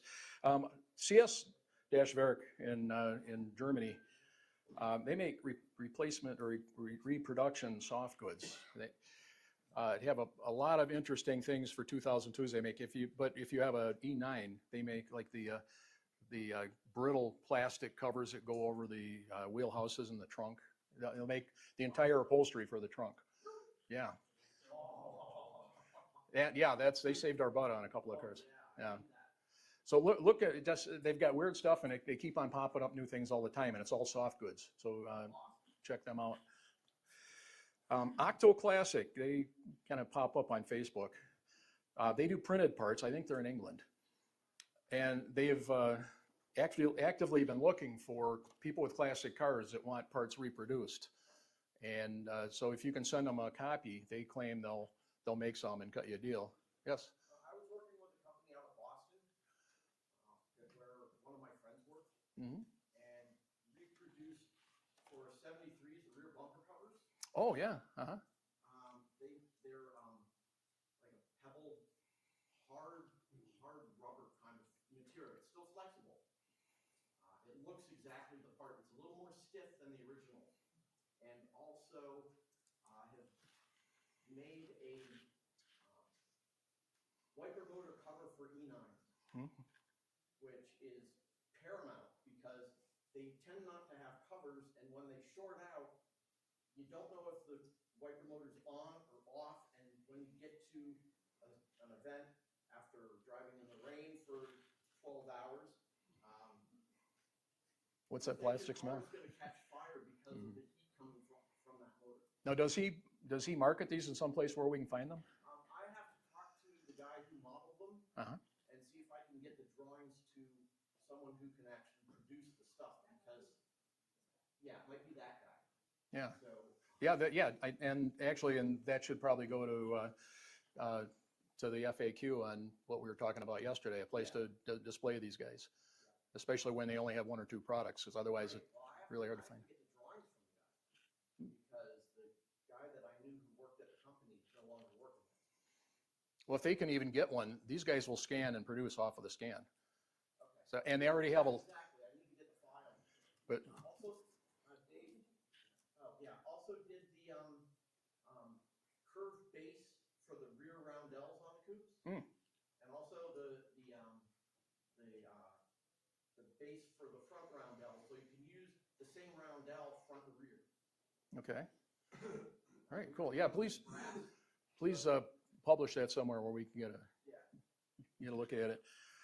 Let's see. Okay, Octoclassic.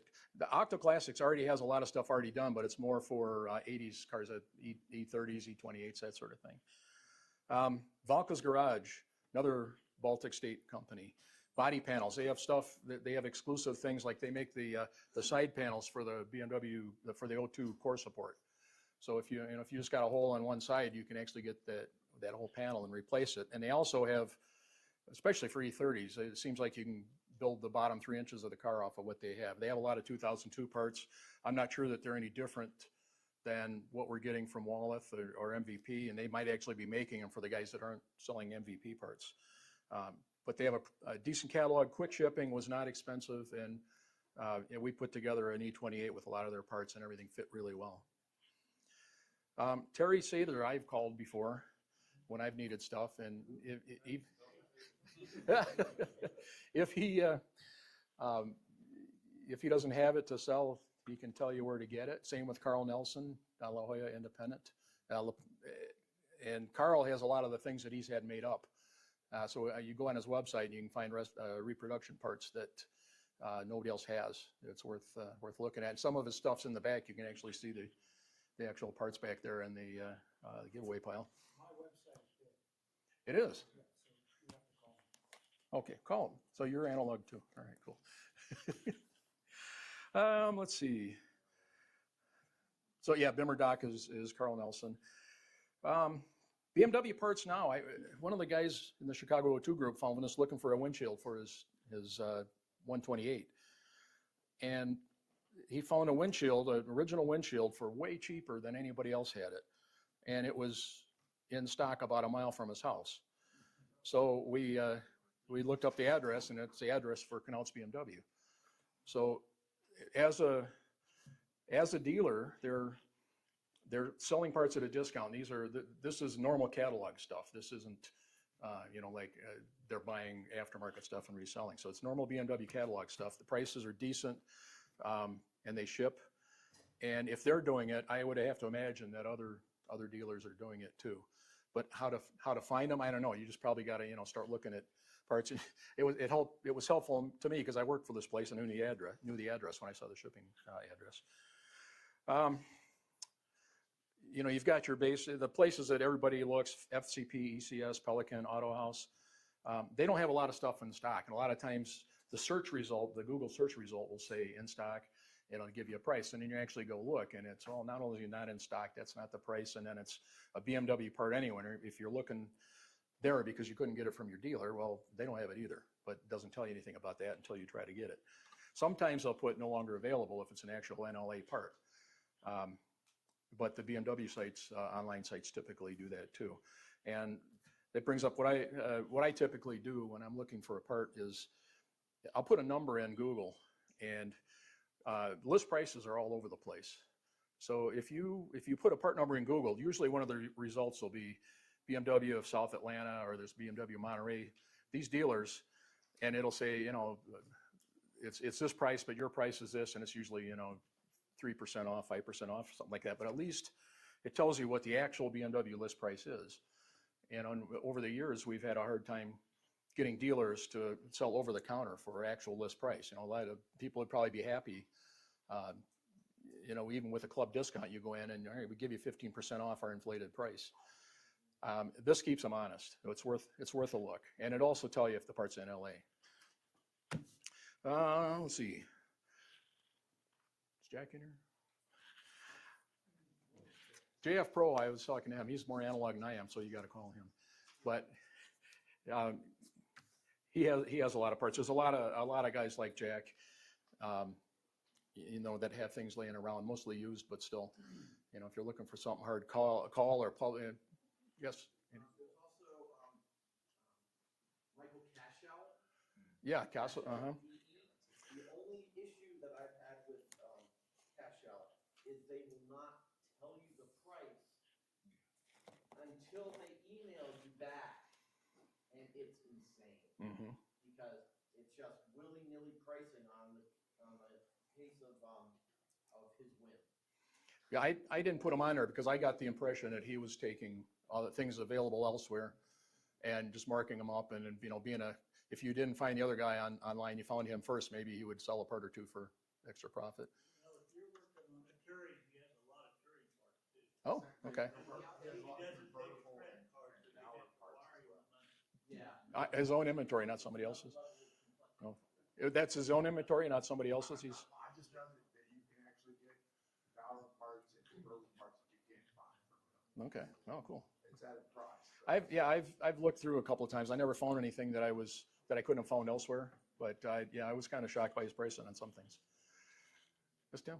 Based on a very recent experience, if you like zero customer service, or maybe even worse, Rogers TII will accommodate. Yeah. Like I said, discuss amongst yourselves.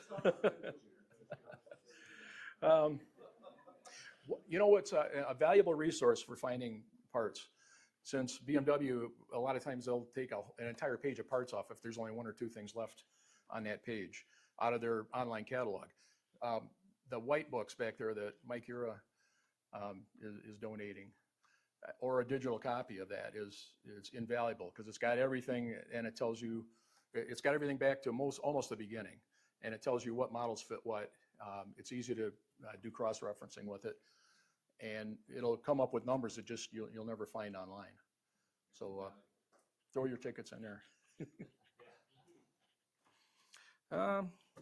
That's about all I had. I think we beat Mr. Plazinski up real hard yesterday, and we got a lot of things off our chests. So thanks for listening, and I hope we found some sources. And thank you.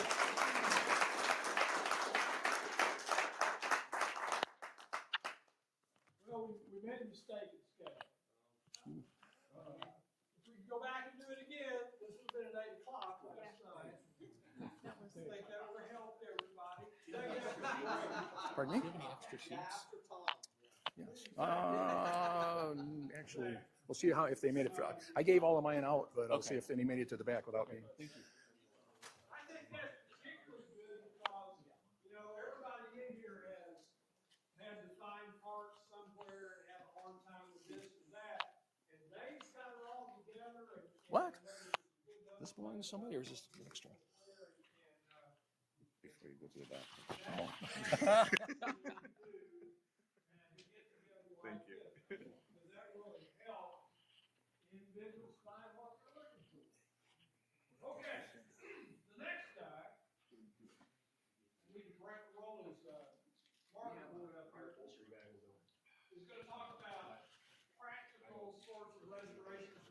seen Paul at work before, so Paul Wegwiser will be here in just a second. He's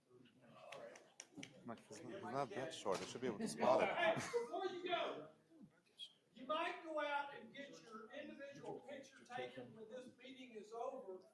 We're probably gonna try to move the team picture up maybe to 1 or 1:30 or something like that, because the rain is coming. We may get breaks, but, we'll holler. Yeah, hey, the individual photos are over by Barney's trailer on the other side of it.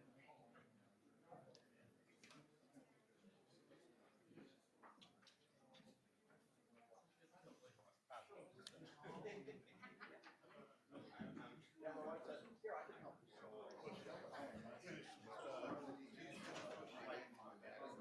Yeah, we let the grenade drums and that.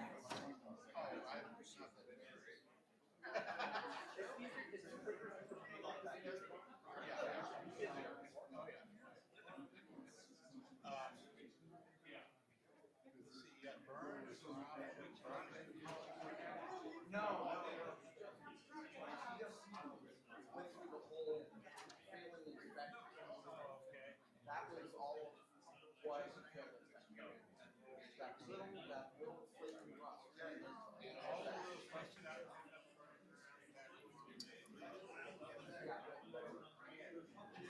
a plastic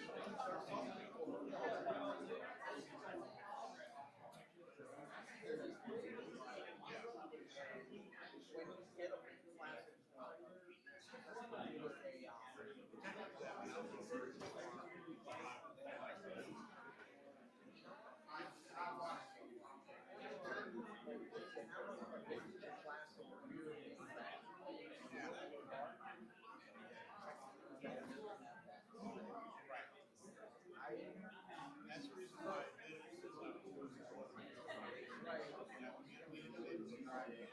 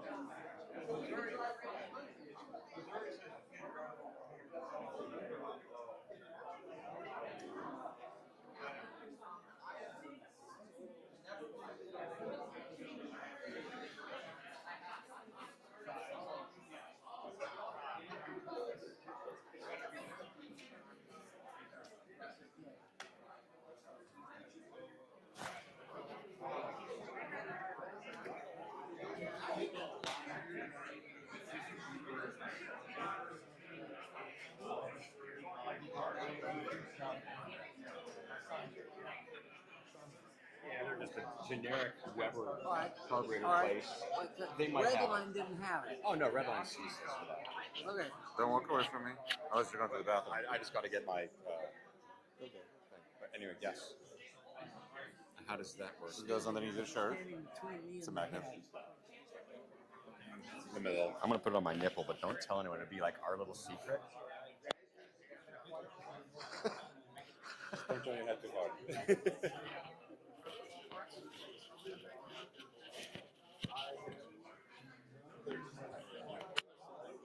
blue books are on there, yeah.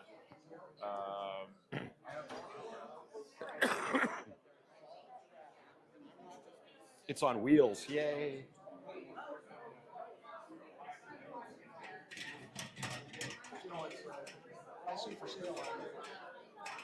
How about this slick little thing? It's got a little rare earth magnet on the inside to hold it in place. Yeah. Lee, first of all, good morning. Hi. Second of all, I need you to spend at least 45 minutes to an hour behind the wheel driving your car somewhere today. I know, I gotta shake it out. We got to make sure that that's a done deal. I just don't know. Because I'm not answering my phone tomorrow. You better. You better. But seriously, please. Yeah, I gotta figure just- out when I'm gonna get this Just done. make sure that it doesn't do that thing. Yeah. And I think we're supposed to get some ugly weather later, I heard. So, Yeah, yeah. Thank you very much. I'm not good at this. Coffee, tea, Bloody Mary mix. No, yes, please. Would you like a Bloody Mary or some peanuts? Yes, please. Cigars, cigarettes, chalkboard. All right. I guess.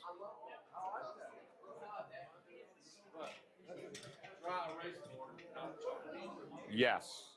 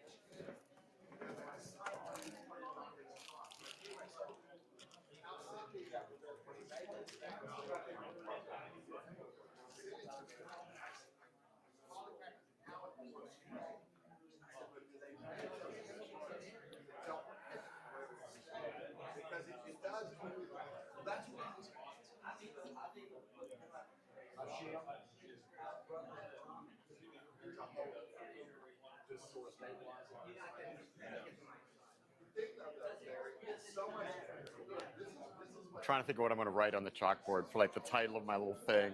I can't wait. Yeah. What's that? I'm in no hurry. No, I'm trying to figure out what I'm going to write on here. I'm having a crisis of faith. I'll be right back.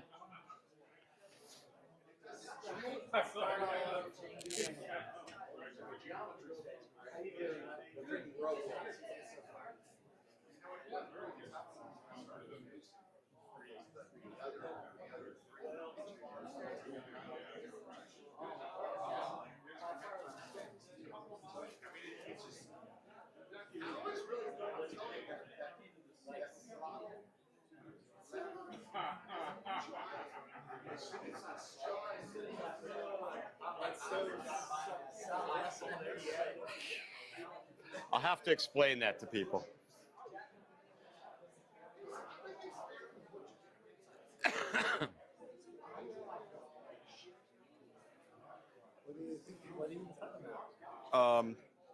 Afternoon projects or weekend projects you can do yourself that are like hugely satisfying. Some of my little trade secrets, little things like when you need to buy light bulbs, get these or that, you know, or handy tool or two. I don't have any. It's going to be free association, so I'm just gonna roll with it. And like when I stress out over what I'm going to do, it falls apart. So because there's people that ask questions and you get off track, and like that is the nature of all of these. If you haven't figured that out, things go off on some fucking tangents. That's when you get to the good stuff. Well, sometimes, yeah. You never find out. You know, like Fahuna when he was up here, he tried to cover so much ground that a lot of it just goes. But like a couple little nuggets, click, you know. But he tries to cover so much ground because there's some people that don't know what he's talking about, and they want to introduce. When he's talking about driving technique and the gas pedal, you know, some of it you catch even if you aren't familiar with the term, but he's expecting people that are doing this like go to the track every once a month, and all the techniques he's talking about you can use on the street, and it's not like they're exclusive, but a lot of terms and expressions and stuff. Like, I don't even know how to drive at all. Most people don't.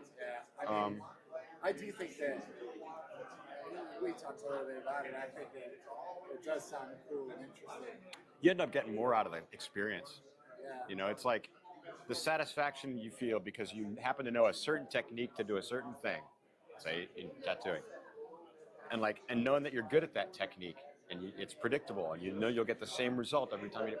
It's kind of that satisfaction when you have like a good shift or you get into a turn just right, and as you're exiting the turn, you're like, Oh yeah, I nailed that one.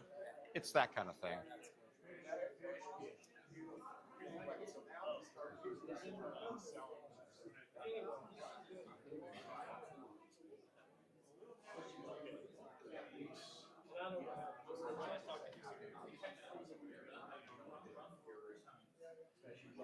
It's fun. I was telling someone out there, like, yeah, sure. Okay, folks, if you'll have a seat. The outside voice.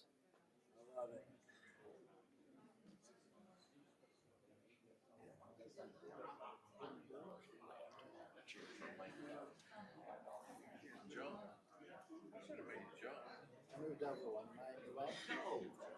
Should have made you jump. When I used to work with kids in the afternoons, we didn't walk anywhere. When the word went out, by God, we were going. Uh-huh. So I'm not used to this pace. I know I've told you this before, but you know, all these college kids would come to my shop and see all my O2 art and go, "Hey, Coach Black's got one of those." Oh, that's hilarious. And I said, "You're talking about Coach Black from Rogers?" And they're like, "Yeah." And I'm like, "He's one of my best friends." And it happened many times with college kids from Hendrix and UCA. Yeah. You remember one fall we got up here early Friday. There was a football game. Yeah. So we went to the football game and we were, where's Coach Black? Oh, he's up there. I've never asked for permission before. He's up there calling. It's never held me back before. He's the coordinator for the high school team. And they're going, Coach Black, there's somebody here to see you. He's going, all right. It was me and Woolrich. Was it Mike too? Yeah. I remember me and you. And he looked at us and his eyes like, don't mess with me right now. I'm right in the middle of it. Okay. But they lost. We have the Zen master with us. Who's Oh, no. going to speak about practical restoration. All right. Do it yourself or stuff. Okay. Stuff you can do, yeah. Okay, excellent. Paul Wegwiser, folks.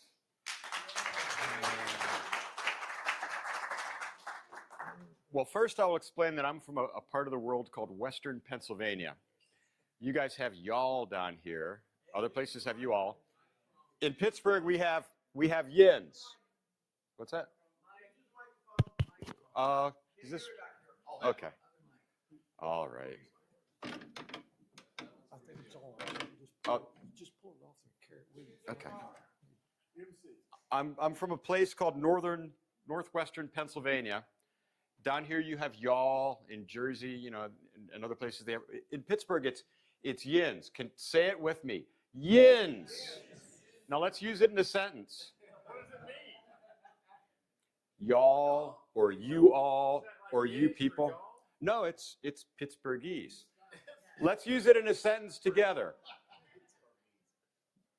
You forgot to put money in the parking meter, and you're on the south side in Pittsburgh, getting a Primanti's sandwich with French fries on it, and you come back, and you're with your friend, and your car's not there, and your friend will say, "Yin's got towed." Repeat after me. Yin's got towed. Okay, you're all official Pittsburghers now. And my phone now recognizes this, by the way, when I send texts. And sometimes I'll hyphenate it, like when I'm here, and I'll say, "Yins, y'all." But anyway, I want to talk about things that you can do yourself that are hugely satisfying. Like everyone wants the big fat sway bars and the springs and the big carburetors and the fancy paint job. There are some just quality of life things you can do to make the car feel like suddenly it's worth $3,000 more. And some of those things are getting rid of rattles, getting the gauges to work and not be erratic, having bulbs that work reliably, working on your car and putting hoses on and off and having the tool that makes it easier instead of like fiddling with a screwdriver that, you know, always slips. So I'm going to talk about some of those things that are affordable, easy, do-it-yourselfer stuff. You can do it in the garage. You can do it on the kitchen table, some of these things. And most of them are, you know, these aren't things that like, uh-oh, I'm getting into trouble. I don't know if I'm capable of doing this. Yes, I know. I lived with a guy that refinished his BMW motorcycle gas tank in our bathtub a few years ago, you know. I rebuilt the engine of a Volkswagen bus in the basement. Don't rebuild engines if you have to carry them upstairs. That's real dumb.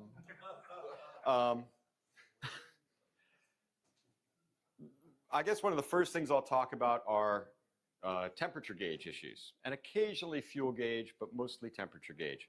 Some of this is old information, but I still come across a lot of cars that have the problem. I'm sure Mike Self has addressed this throughout the 70s and 80s in Roundel.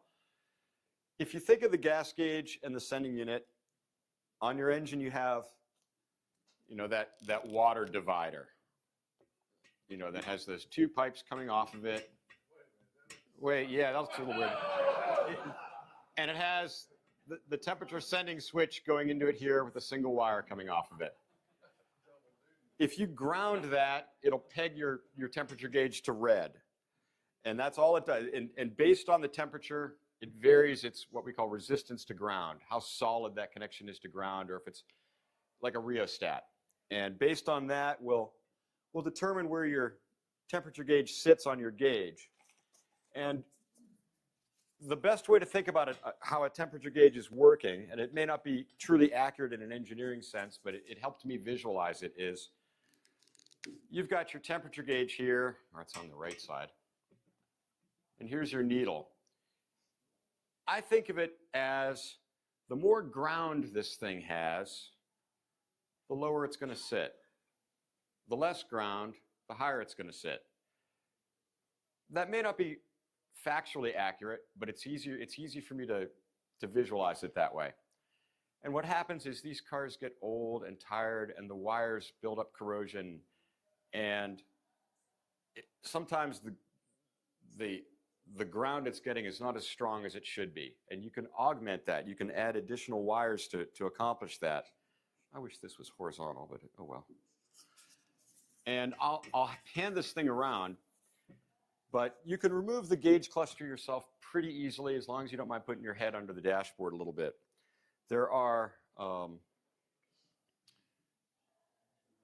you have, let's see, here's the dashboard where the gauges are. If you go underneath, most cars still have the foam pad, Phillips and flathead screws, take that off, and then there's an upholstered cardboard panel that pulls down, and then you can reach up under the dashboard. If you reach up there, you will feel and see two little aluminum knurled nuts. Those are what hold the entire gauge cluster to the car. That and the speedometer cable and like one plug and one wire for your tachometer. That's it. There's no great mystery to doing it. It's just a matter of seeing it, being able to tinker toy your arms up in there to get it. When I take these out, I grab the collar of the speedometer cable, unscrew it, then I reach up there and often by feel, take those little aluminum knurled nuts off, and then you can grab that gauge cluster and gently wiggle it out. Sometimes it's easier to have the steering wheel out. Once you get it about halfway out, the limiting factor becomes a big black round plug that has all the wires going to it. It just unplugs. And then on the right side, if your car's a manual transmission, there's a single black wire that goes to a spade connector for your tack. That's it. And it's in your lap. You have everything you need to effect the repair. And if you look at the back of the gauge, and I'll hand this thing around, you will see behind the temperature in the gas gauge, if you want to hand that around, there are two little nuts. They're maybe 1/4 of an inch across, and the nut is shaped like this. There's a little slot on each side. Tiny little thing. It's designed for some fancy little tool to go in there, but you can just take a pair of pliers and just gently twist it off. Those are basically the contact points for the ground of the gauges, both the temperature gauge and the fuel gauge. And if you have a temperature gauge that reads high or pegs or flips around a lot as you're driving, as a lot of these cars have, you could fix that by giving it a more stable ground source. And the corrosion that occurs behind these tiny little nuts is generally the cause for it, or corrosion in the circuit board behind it. What you can do is, I keep setting this down. Those little nuts, and you want to be gentle taking them off, and you don't want to like push the threaded stud through and then lose it. But if you remove those and you take just a simple crimp connector, loop eye connector, put it under there, tighten the nut on it, and then run that wire somewhere to the steel part of your car's body. When I do these, I get a piece of wire about this long, I cut it, I put a female connector on one side and a male on the other, so it's easy to disconnect for future gauge removal. And I run that wire, and I will drill a little hole in the steel behind where that cluster is. With the cluster out, you know, there's holes in the sheet metal here for like the speedometer cable, and there's posts that go through. I'll usually, you know, drill a little hole here. That way I can get my fingers on the other side to hold a nut, and I'll nut and bolt another loop connector to the body of the car. And then I'll just put it back together. It's that simple. And the gauge cluster work, again, you can do it on the dining room table. You know, put a towel down to protect it from getting scratched, and loosen those little nuts up, put a spade connector and a wire on them. Sometimes I'll piggyback and do two. I generally don't have to do the gas gauge one, but you're there, might as well. And again, I put a quick disconnect there. Why not make it user-friendly? So if you have to revisit this, you're not like holding the gauge cluster against your chest while you're trying to undo the terminal connector. Just quick disconnect, done, out.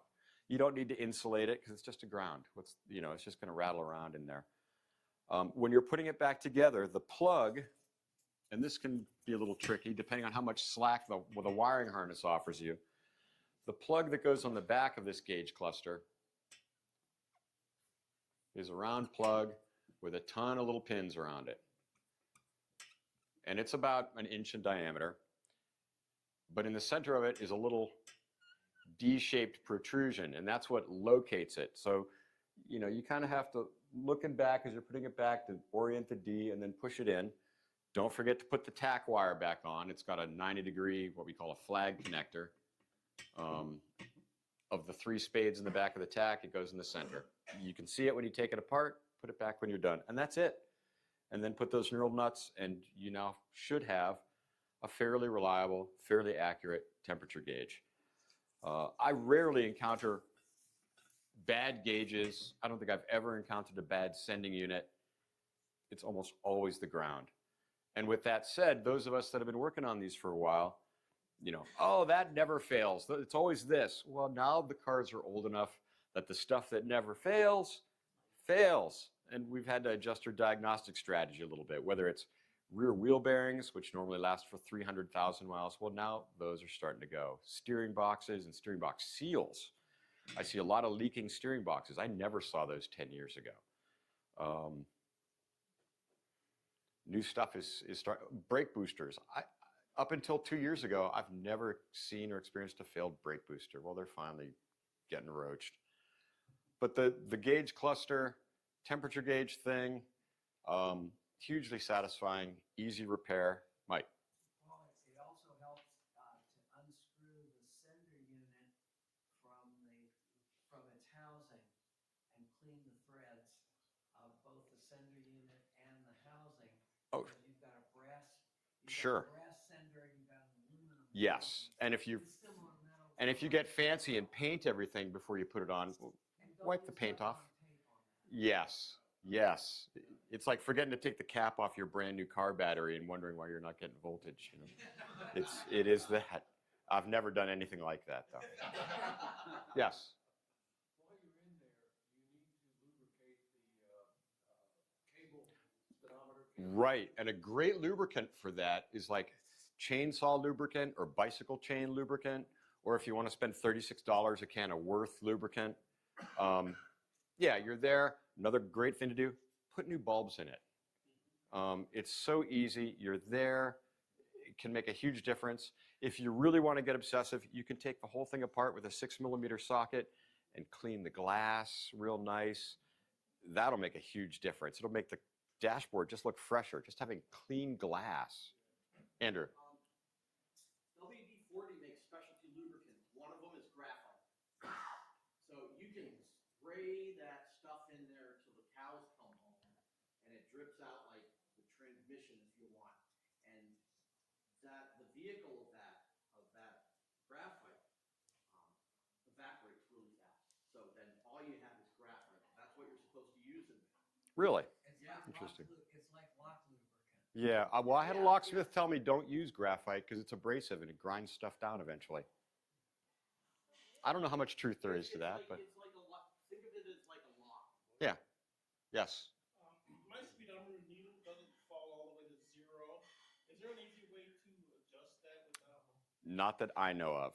There's basically a clock spring that provides a certain amount of tension, and the spinning cable, is what. And when that spring gets tired, it either doesn't come all the way down or you lose accuracy. I think it's generally, and I think there are magnets involved that rotate also that cause that. I send my gauges off to have them professionally done, which used to be a $250 thing, and now it's like a $400 and change. It's getting spendy to do that kind of work now. Yes. Just a note from a novice, when we first started working on our car, we took the gauge cluster out and did, clean up and did some things. But it was out for quite a while, and I wasn't smart enough back at that time to take pictures of things before I took it apart. Mm-hmm. But if you reverse the wires on the pack, Oh yeah. your car will not start. Yeah. And I mean, we spent hours trying to figure out why the car wouldn't start. Oh boy, yeah. After we finally got it all together and put the gauge cluster in, Mm-hmm. and then dawned on me, thank goodness, and we took it out and flipped this, that if you do it, and you're like me, it was a while before we put it back together. Sure. We didn't know. It makes the car inoperable. One thing, and I think that you'll see it on a heater box connector, and you'll see it in a couple other places. BMW is pretty good about marking grounds. Grounds on German cars are always brown. When you make this ground wire that I'm talking about, yeah, I almost spelled it in German. Use brown wire. Don't be a savage. Use brown wire. It's a German car. Ground wires are solid brown. And most ground connections, I believe that the symbol for ground is something like this. On the back of the gauge cluster, you'll see that on one of the pins for the ground. On relays and things, I think ground is 30, right? Or no, 15 or 30. 15 is ignition powered and 30 is ground. So 30 is ground. Generally, you'll see brown wires going to things numbered 30. They're pretty consistent about that among all German cars. Red, obviously, is voltage on a German car. On a British car, brown is battery voltage. Rob Siegel just discovered this apparently a few days ago. I saw, and I discovered it the same way he did. Oh, it's brown. It must be O. Yes. Instrument panel bulbs, is there an LED to make them brighter? There is? I am that grumpy curmudgeon that hates LEDs and hates powder coating and thinks they're this obnoxious trend. But a lot of LEDs don't like rheostats, and the headlight and illumination on that is it. You can get ones that apparently do respond well to it. I had someone put like a string of LED lights in a gauge cluster and send it to me for me to put in a customer's car, and it was nothing but a nightmare because things would get loose and it would fall apart and it would flop and then it would rattle. And I'm not a big LED fan. You can find 5-watt versions of those bulbs, whereas the stock ones are 3. 5-watt seems to be okay, and it doesn't get hot enough to melt anything. I forget what the actual bulb DIN number on the bulb is, but it's little jelly bean shaped things. I think it's like a 168 versus a 194 or something. Yeah, I used to know all those. But yeah, fresh bulbs, cleaning the glass. If you do take the gauges out of the cluster to clean the backside of the glass, those needles on the tack and the needle on the speedometer are so delicate. Take them out and just set them on like a washcloth or a bath towel and face up. Be really gentle with them. Don't touch any of those with your fingers. Your hand oil will leave like this little mark that will drive you insane for the rest of the life of the car. And if you try and wipe that off, it gets worse. Just don't touch it. Again, LEDs, I guess they have their place because you can get more brightness without the extra heat. Maybe they respond better to like weird high resistance old wiring harnesses. Maybe they don't. I don't know enough about them. A lot of the LED kits I've seen were sort of codged together, and I was not impressed with them. I like factory stuff. Just make sure the lenses are clean and the reflectors are still silver inside your taillights. Speaking of which, taillights. If you take your lens off and you look at the taillight, which used to be like either a mylar chrome plating type finish on the plastic, or just a shiny silver finish, and it's faded to gray, or it's filthy and it's brown.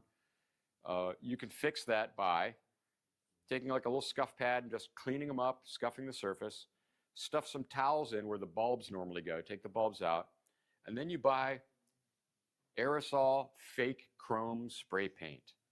It is the greatest stuff for that. And just paint the reflector, put your taillights back, and you'll be amazed at how much better they are.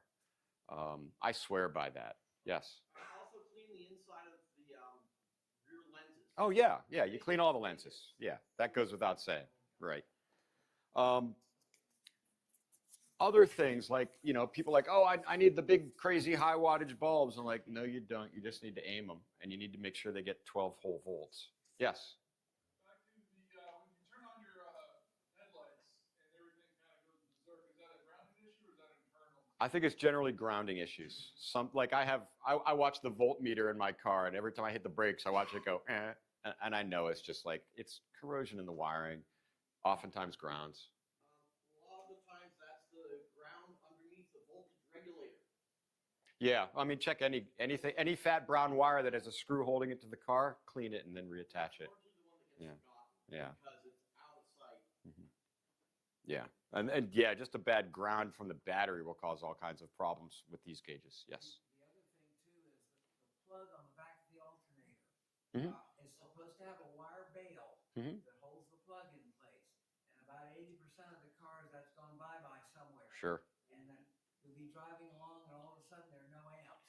Yeah, and you're not getting a light to tell you that things aren't connected sometimes. Right. I've experienced that. Okay, so in 2015, I drove here and then I drove out to Brisbane and home. Right, so that's iron butt. 7,200 mile round trip. Okay, I get home, I change the oil. I always disconnect the battery in a TII when changing the oil because the alternator is right there and you're going to touch it with something that's metal. When I was done doing the oil change, I thought, oh, I'll check the alternator wires while I'm here, and I pulled the ground cable. I pulled the ground wire out of the alternator. It was not attached to anything. Yeah. The fact that I made it home and did a 7,200 mile round trip without any incident is an absolute miracle, because sometimes the wires, after 35, 40, 50 years, the wire, the connector has moved so much that the wires have frayed just beyond that connector, and there may be two wires holding that. And just I'm gonna address that now. On cars built before, I think 74 or 75, you have a black plug that goes, there's one in the back of the alternator and there's one in the voltage regulator if you still have, the original setup. It's a black plug that if you're looking at the face of it, pretty much looks like this. And it has 3 wires that go to it. If you're looking at the front of it, and if you look, if we do it in perspective or whatever, here's what the plug looks like. And the wires go in the back of it. The wires have terminals on them, female terminals.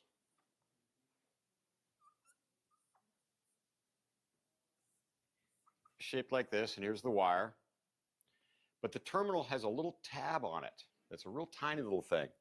And it's designed to go into that black plastic plug and then lock in place. And If those tabs get damaged or they get weak, the wire will just fall out of these. Now, if you have a later car, this is a molded plug. You can't easily replace the terminals in this. And you can't buy this plug from Bosch or BMW right now. I harvest them from parts cars for that reason. But if you have an early car, you could buy these terminals from electrical supply warehouses. I think DigiKey is one, and DigiKey has a website with probably 13 million different terminals on it. But I try and buy the ones that are the European style. And the European style electrical terminal, let's say, here's just a male version of one. Here's the terminal, the wire goes in. How do you attach the wire to the terminal? On like the Radio Shack ones, it's just a hollow tube. You put the wire in the tube, you squash it down. On the European style ones, there are actually like a tab like this. And you want to fold those tabs over the wire when you put it in. And in fact, oftentimes they'll have two tabs. The first tab is to grab the wire. The second set of tabs is to grab the insulation. That way, if it's under tension, you're not pulling on the wire, you're pulling on the insulation, a little more secure. But what makes these obnoxious is you need sort of a somewhat special crimping tool to do it. Instead of the jaws of a regular crimping tool, where it might be shaped like this, they come together and they squish the wire here. The tool that works on these has sort of an M shape. And as you're crimping it, it curls those vertical tabs down and in to capture the wire. I have the same crimping tool. I bought it at Radio Shack 31 years. I still use it. They're a little tougher to find, and some of the bigger professional fancy, style ones, they're a little big and I don't think they work as well. I have just cheap thing I've been using 30 years. But you want one that crimps those tabs down and in for these kinds of terminals. Again, DigiKey has them. I don't know what the name of these terminals is. I'm sure they have a very specific name. I'm going to tell you something about getting parts here. There's a place called Rhode Island. Rhode Island Wiring. And they call them Lucas style. Interesting. Okay. They'll sell you 5 of them or 100 of them, and they also have the little insulating boots. Yes. A lot of that, they're heavily pre-war, and they only get up in a more modern and a few items like that, but it's hard to live without. I found a place in the UK that has, they're almost dead ringers for the soft sort of gummy clear sleeves that go over terminals. They also have the white plastic ones that click on. They also have like the 2-wire ones that like plug into a late style washer pump. And they're like 90 cents each. The terminal connectors from BMW, the female ones, they used to end in BMW part number 021. I don't think they have them anymore. I don't know what the new number is for them. And they wanted like 90 cents a piece. I buy them 1,000 at a time for something like 7 to 10 cents each on big rolls, and I just cut them as I need them. Anyone wants to reach out to me, I can get you the part number off the DigiKey website because it is an exhaustive, overwhelming, bazillions of part numbers. Yes? I just finished restoring the wiring harness and trying to find boots are impossible. What kinds of boots? Rubber boots, say on a fuel pump. Okay. But these contacts, female in particular, you'll get them, you can find them on eBay all the time, right? Kits of 100, 200 pieces or whatever. But be very, very cautious because the gauge of the metal is usually thinner, so Yeah. you don't grip the spade Yeah. tightly. They'll loosen up over time. Or they're so hard, the crimping tool gets funky on them. I've had both, yeah. DigiKey, Wegtech, Mhm. they are more expensive, but just don't mess with it. Yeah, and you have to know what gauge wire you want to use it on, and if you're not sure what that is, you can look online. Oh, that diameter is this, and you can order them. Restoring the wiring harness and not use. Oh yeah, like there is a Bosch part number for the 90-degree boot that's perfect for putting on the red wire in the back of an alternator. I buy them 20 or 30 at a time. I use them anytime I'm adding an auxiliary wire to a battery for like a fog light or something. Those little boots, they're like $3. They're great. Speaking of those same boots, I needed one for my alternator, and I happened to glance on my snapper riding lawnmower, and it has them on the lawnmower. So I went to my local snapper dealer and bought several of them. You can get real German Bosch ones for like $3, Mike. And speaking of some like sort of vintage period correct type things, you know, people think I'm like this horrible, mean purist, fascist about things. I am not above using parts from other brands or other marks. I found, like, I hate working on, like, I like them to look period correct. That is a thing.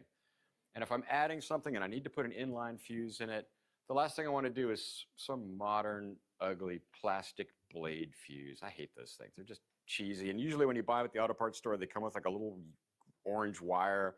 And so you have your like nice factory wire, and then you have this big, ugly, fat orange wire, the modern blade connector, then the orange wire, and then whatever color you were originally using. I found through a Volkswagen parts place an inline Bakelite fuse holder that holds a German-style bullet fuse. And they're real reasonable, and they look the part, and they're cheap, and they're phenomenal. I love these things. I'll pass it around. Battery cables for 2002s. I'm going to probably start making my own ground cables because to buy a new one is like $70. And I hate seeing the aftermarket junky cables. You need two pigtails, one that goes to the block, one that goes to the inner fender. If you're missing that, or if you're trying to cobble it together, it just doesn't work. But $70 is a lot of money for a frickin' battery cable. Yes? Or the original ground cable, do they go bad? I mean, it's They get ugly and funky, and you know they're pretty stout. But I've had them break. I mean, you know, they're just old. As long as I have the ends clean. Yeah. As long as the integrity, you know, it's not torn, and I have seen them actually tear. Yeah. For positive battery cables, which you cannot buy from BMW or anybody that I know, what I end up doing is, again, I'll go to a Volkswagen place. They have the closest thing to like a nice German battery end looking clamp. Not those ones that pinch the raw wire with a couple of 3/8 inch bolts or whatever. Those just gross me out. I get this Volkswagen one, which looks the part. I cut it and I recrimp the end that goes onto the starter, so it's a length I like. And I'm having a friend make a bolt. Where'd my pen go? The only difference is on the BMW positive battery cables. Here's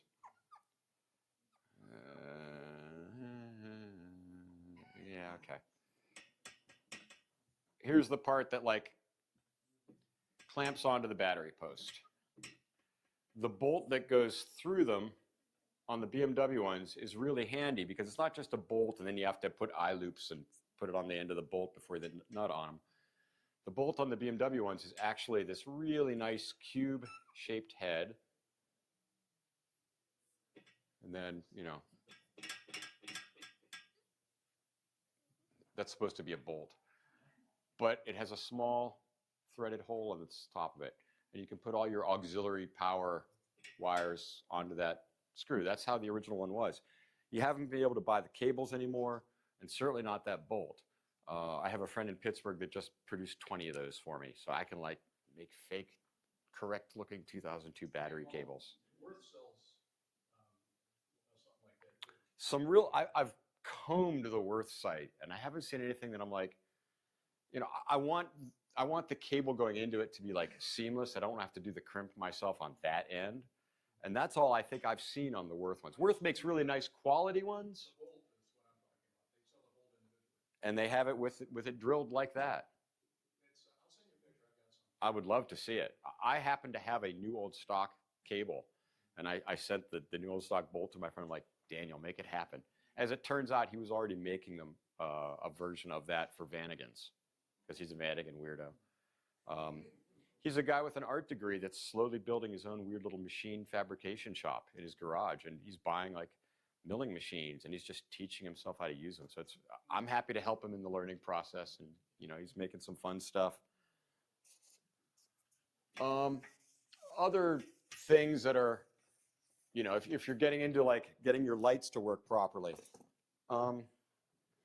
good quality light bulbs. The stuff with the brass bases that you get at the auto parts store and the strip mall are such total trash. I swear by either Hella or Osram. I've had decent luck with some Philips bulbs, but the ones with silver bases, you can pass that around, seem to work best, seem to be less problematic. But with all of that said, you might have the best bulbs in the world, the best wiring in the world, but like the socket the bulb actually goes into might be a little weak. If you look at a side view of how a bulb fits in a taillight socket or most sockets, the bulb has pins on it, maybe one down here, one up here, maybe both there. And there are grooves in here, and you twist the bulb in, and it makes contact. But it also needs to make contact with a little spring ribbon piece down here. And these get weak. And you can push them up a little bit and bend them so that they make a more positive contact with the bulb. Other things are, they get a little loose side to side. But these silver-based bulbs seem to be a little tighter. But it needs to be contacting here and here. But you can tweak that a little bit. Like you can put a bulb in, it'll work. You slam the door, suddenly the bulb doesn't work anymore. You know, but if you tighten those little spring fingers on the bottom, that seems to help a lot. Other things that I'm like really mean-spirited about are things like hose clamps. I can't stand the auto parts store hose clamps. They tend to dig into the hose. They're big and fat and cumbersome and ugly. And when you use like a nice German clamp, and I'll pass this around, you can use this fun little flex tool to make it work. The German clamps, the companies like Gemi, G-E-M-I, or I think one of the other ones is, what's that? Pebra, yeah, is one of them. Yeah, Zebra. They are basically the OE supplier to BMW, or certainly an exact copy. They're stainless. They're flared and flanged so that they don't dig into the hose. And then you get yourself one of these. It's a flexible 6mm flex driver. You can get into the craziest places with this thing where you could never reach with a screwdriver. And you can like get it, and once you're like on the head of that thing, you can actually use it to position the clamp before you tighten it. Try doing that with a screwdriver, you know. I will never ever use a screwdriver on a hose clamp again after discovering these. This one's made by Worth. Hazit makes them. I'm sure there are a few other companies that make them. This was a game changer. BMW clamps usually use 6mm hex heads. Mercedes ones are 7. I try and stick with the 6 just for consistency so I don't have to go back and reach for the other tool. But you can get that tool for 25 to 35, 40 bucks. And I've had that one 20-something years. They're pretty tough. But these, yeah, the hose clamps themselves, if you look at a cross-section of the hose,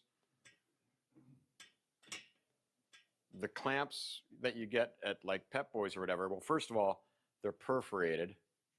And as you tighten them, they cut into the rubber, and the rubber oozes out of each one of these little slots. I think we've all seen that. And with the German-style stuff, first of all, the hose clamp is solid. And not only is the hose clamp solid, the hose clamp is actually, has a little flare here, a little gentle flare, so that the edge of it never cuts into the hose, no matter how tight you make it. That makes them much nicer, and they're stainless. They last pretty much forever. So I swear by those. I keep a rack of, you know, I've probably got $200 worth of hose clamps on a rack, and and admittedly, I have a $200 a month fastener habit. That's no joke. Sometimes I have $300 or $400 months. I like using nice new fasteners. One of the companies I work with is Belmetric. They're in Massachusetts. It's free shipping if you spend over $100. Well, that's a piece of cake for me. But they have, for instance, the hex nuts that hold an intake manifold on. They're an 8mm thread, 8x125 to be specific. But instead of the more common 13mm hex, these are 12. More room to put a wrench on them. They have the correct copper exhaust manifold nuts that have that 12mm outer hex. They have the correct fender washers that fit a 6mm bolt. And they are 1/10 the price of going to the hardware store and buying a metric bolt. Yes? Oh yeah, yeah, yellow zinc. And you punch in what you want, the thread size, what finish you want. They have, you know, grade 8, grade 10, grade 12 fasteners. I buy all my CV joint bolts from them as grade 12s. They're terrific. Once you get used to their website, it's very intuitive. Once you kind of get the groove of how it's organized. And they have everything from fuel hose to hose clamps, nuts, bolts, studs. Another, you know, speaking of studs, a lot of people have issues with oil weeping along the exhaust studs on these cars, and that'll get in your exhaust manifold. It will get hot and it will burn. My brother lost a 1600 in 1985 because of that. And if you look at, if you were to buy a brand new threaded stud from BMW, the entire length of it is threaded. And they thread into the cylinder head, into a part of the cylinder head where there's a whole lot of oil sloshing around, and oil can and will weep along those threads. Some of the original studs, which are hard to get from BMW, have an unthreaded portion of them, so that you can thread them into the head until this unthreaded portion stops at the head. And that works much better at containing oil and keeping it from weeping along the threads. I also will actually put a thread sealant on them. I think it's a Loctite product. It might be like 572 or something. One of you guys might know it. It comes in like a little squeeze tube. I put a little dab of that on the threads before I fish them in. And I have yet to have an exhaust stud leak after doing that on anything I've put together.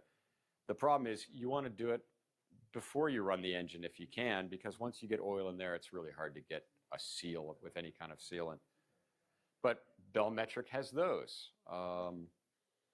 They have hardened studs, so if you want nice strong ones for the exhaust side, they have the studs in the right size to do the intake side. And buy yourself a cheap set of like $16 digital calipers and measure the ones you take off the car, and then you'll know what size to order. We call, you know, vernier calipers, although we call them very near calipers because they're never terribly accurate. Some of the other stuff that I got into a little bit last time were like recovering door panels. I will have people that will come in and they'll bring a car in and the bill will be, you know, 6 times more than they originally anticipated when they dropped off the car. They bring it in maybe for an $1,100 fix, and I say, well, there's other things that I've noticed, and some are important and you really want to fix them. Some, go enjoy the car, bring it back next year if you want to fix it then. I'm not like a big sales guy, but I say this over and over again. I want them all to be right when they leave my shop. I want to be able to hand someone the keys and say, you can drive this thing to Oklahoma tomorrow. It's fine. Not everybody has the budget for that or the endurance for that. But that's how I want them all to leave. I don't want them to rattle. I want them to be just reliable, safe, turn the key, drive.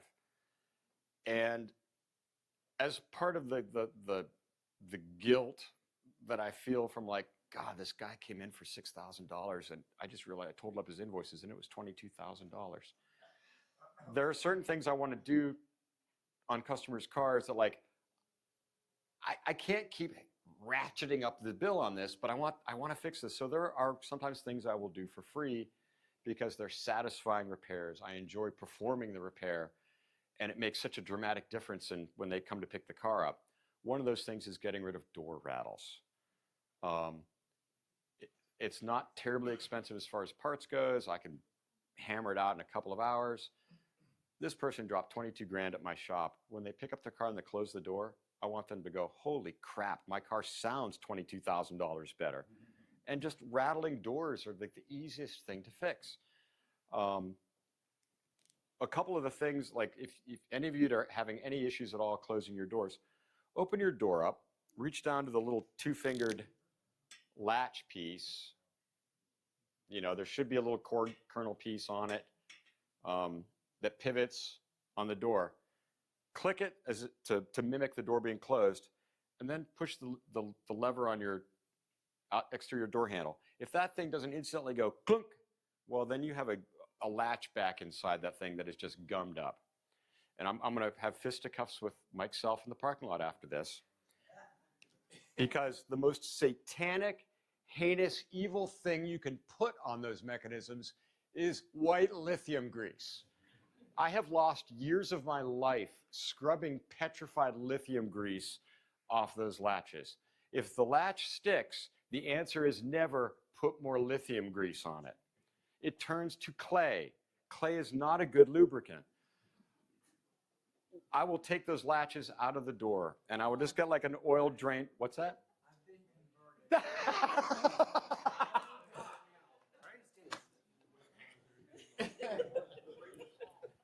I love you, man. Healed.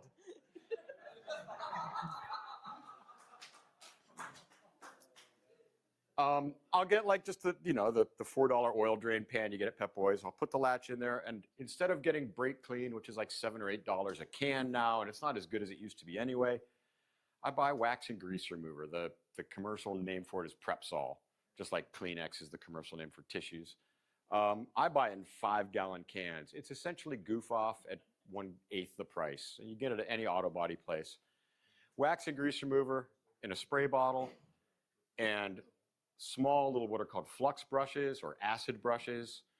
I buy those 100 at a time off Amazon, just disposable, and just clean the stuff out. Dental picks, toothpicks, whatever it takes. Scrub all that old lubricant out. And then maybe I'll follow it up with brake clean just to blast whatever's left. And then getting back to what I mentioned earlier, chainsaw lubricant, bicycle chain lubricant, something that goes on real thin and then sets up like a nice gel. It's much better it doesn't collect as much dust and grit, and the latches will work like new. I know you're a big proponent of the word HHS. I like it, but I'm not spending $30 a can on it anymore. Is this an area where you would be inclined to use that stuff? Sure, it's fine.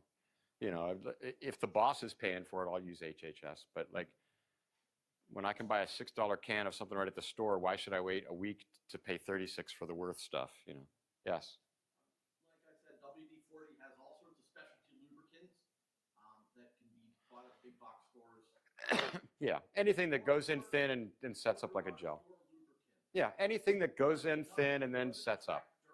Yeah. And it is like a gel. Yeah. And it'll just stay there. Yeah, any of them. Like, And if you know your latch is not working well and you don't want to go in and do it right now, if you undo the 2 screws that hold the little rubber, I don't know what you call it, little rubber wedge. yeah.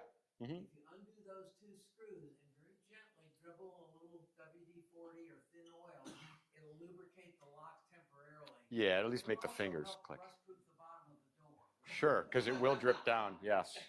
Yes. And then give it a squirt around the axle of the latch. Yeah. I've That's seen a some. temporary fix. Yeah. Yeah. You don't want to take the whole door apart. Exactly. Now, to get the door apart, there are generally just like friction clips that pop into the door. Has anybody here never taken a door panel off a car? How many people have never taken a door panel off a 2002? Okay, well, for you guys, the door panels are really delicate and fragile, and they're cardboard, and they've been rattling around for 50 years in your car. They are easily damaged. Those wood things certainly help. I love those things. I use them all the time. The original door panel clips were a little white affair that fit into a little translucent grommet, and I'll pass this around. I guess you can still get those from some places, but the new updated versions are a 1-piece clip that's green, and they hold tenaciously. Whenever I'm doing this job, I replace the clips. I make sure to pop out all the old clear grommets, which just peel out with your fingers, and I replace them with the green ones.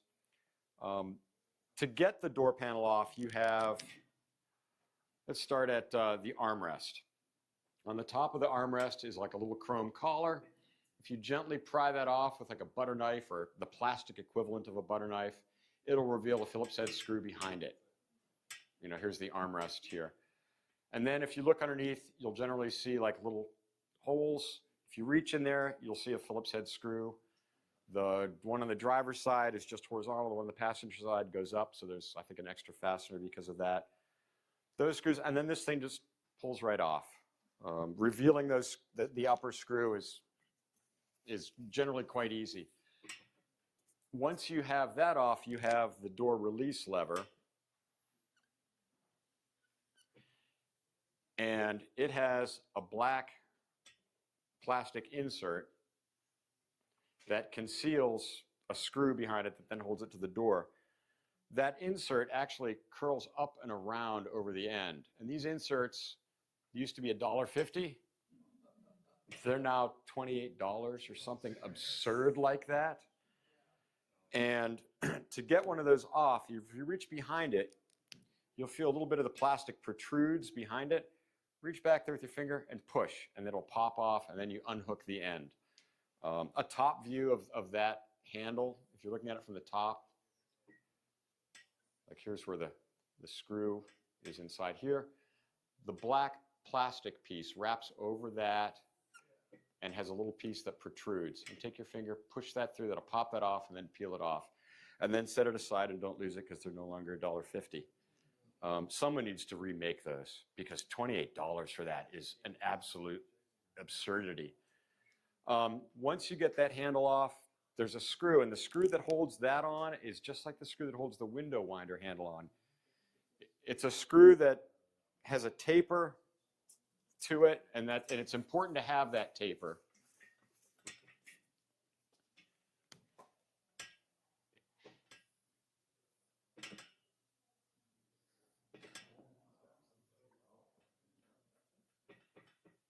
As you tighten the screw, this taper expands the splined shaft so that it fits, so that the handle fits tight on that. If you just put a regular bolt in there, you'll go to turn it and those splines will either strip or crack or break. So these screws are somewhat specific. Luckily, you can use one from an E30 or whatever. And originally they were slotted head screw. I think oftentimes you'll see Phillips head ones now, but the original 2002 ones are slotted. It doesn't matter what you use, but that cone-shaped taper is important. Once you get the, where am I keep putting this thing? A lot of cars are missing some hardware parts, and being able to identify what should be there and what is no longer there. Behind the actual door release lever is a black plastic washer, very flat, very simple. And those are often missing. It's not really essential. It probably just saves a little wear and tear on the vinyl when that handle is lifted up and down. Moving on to the window winder, depending on the era of car you have,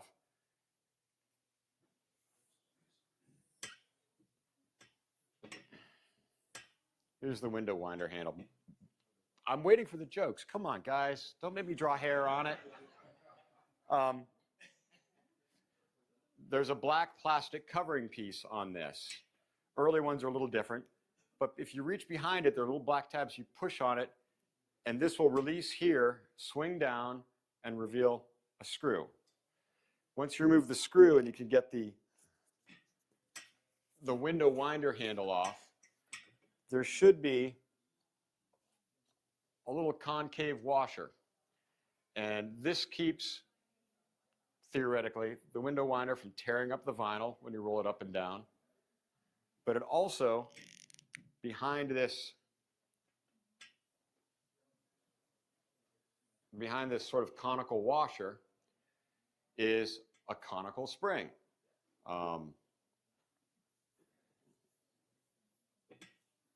And that applies just enough tension to the window winder handle to keep it from rattling and flopping around much. These springs are often missing in cars. These conical plastic washers are often missing in cars. You can still get the washers from Wallace and Nesh and a few other people. I'm sure there are hardware store washers that would work in a pinch. I think you can still get these thin washers. But these are things I harvest from parts cars because I think there's a couple things that are not currently available, or I don't want to pay $4 for one of those springs when I can just get free ones off a parts car before I throw it away. So behind the window winder should be a conical spring and this sort of cup washer. Once you get that off, the vent window knob, and I think Mike has talked about this. You know, you guys all have vent window knobs.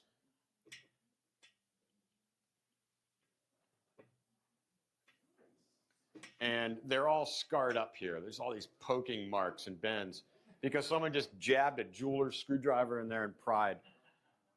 If you actually take an Allen wrench and you take the L of the Allen wrench and fish behind it and you rotate it, you'll notice that the factory's put like a little access hole, right? You know, somewhere in there. Once you feel that access hole, pry with the Allen wrench and it'll pop the center cap off without damaging it and scarring it. What I usually do is I put it towards the bottom when I put everything back together, so it's always in the same spot. It's pretty easy to feel, though. I mean, it's just, you I know. always put it in the same Okay. spot. Like probably a 4mm, and something that's long enough that you can get some leverage. I will usually my knuckles against the vinyl, and I'll pop it out. This hole will end up wherever it ends up, Andrew, because once this is keyed to the vent window. I don't know how you can control where that ends up if you want it there when the window's closed. It's got slots in it, so it can be either at the bottom or at the top. And it's always bottom or top? Interesting. Okay.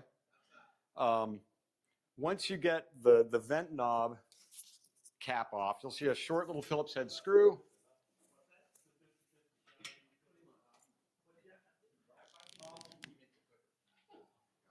And if we look at a side view of that vent window knob, yes. Are we running out? Oh, okay. Pop that out, get the screw out. Underneath it is another conical washer, and then another spring. You know, those are the things you want to look for and try and find. You can't get that spring new anymore. I harvest those from parts cars or get them at a hardware store and make my own. All right, I'll stop there. Jim's done good.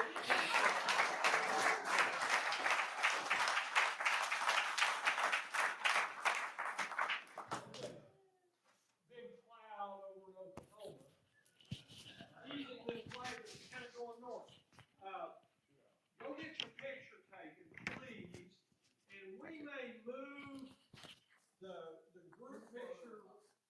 We were talking about 1:30 a while ago, but maybe 2 o'clock, okay? So let's all try to get back and we'll try to get everybody lined up and get this done before break, all right? We can get you dressed with some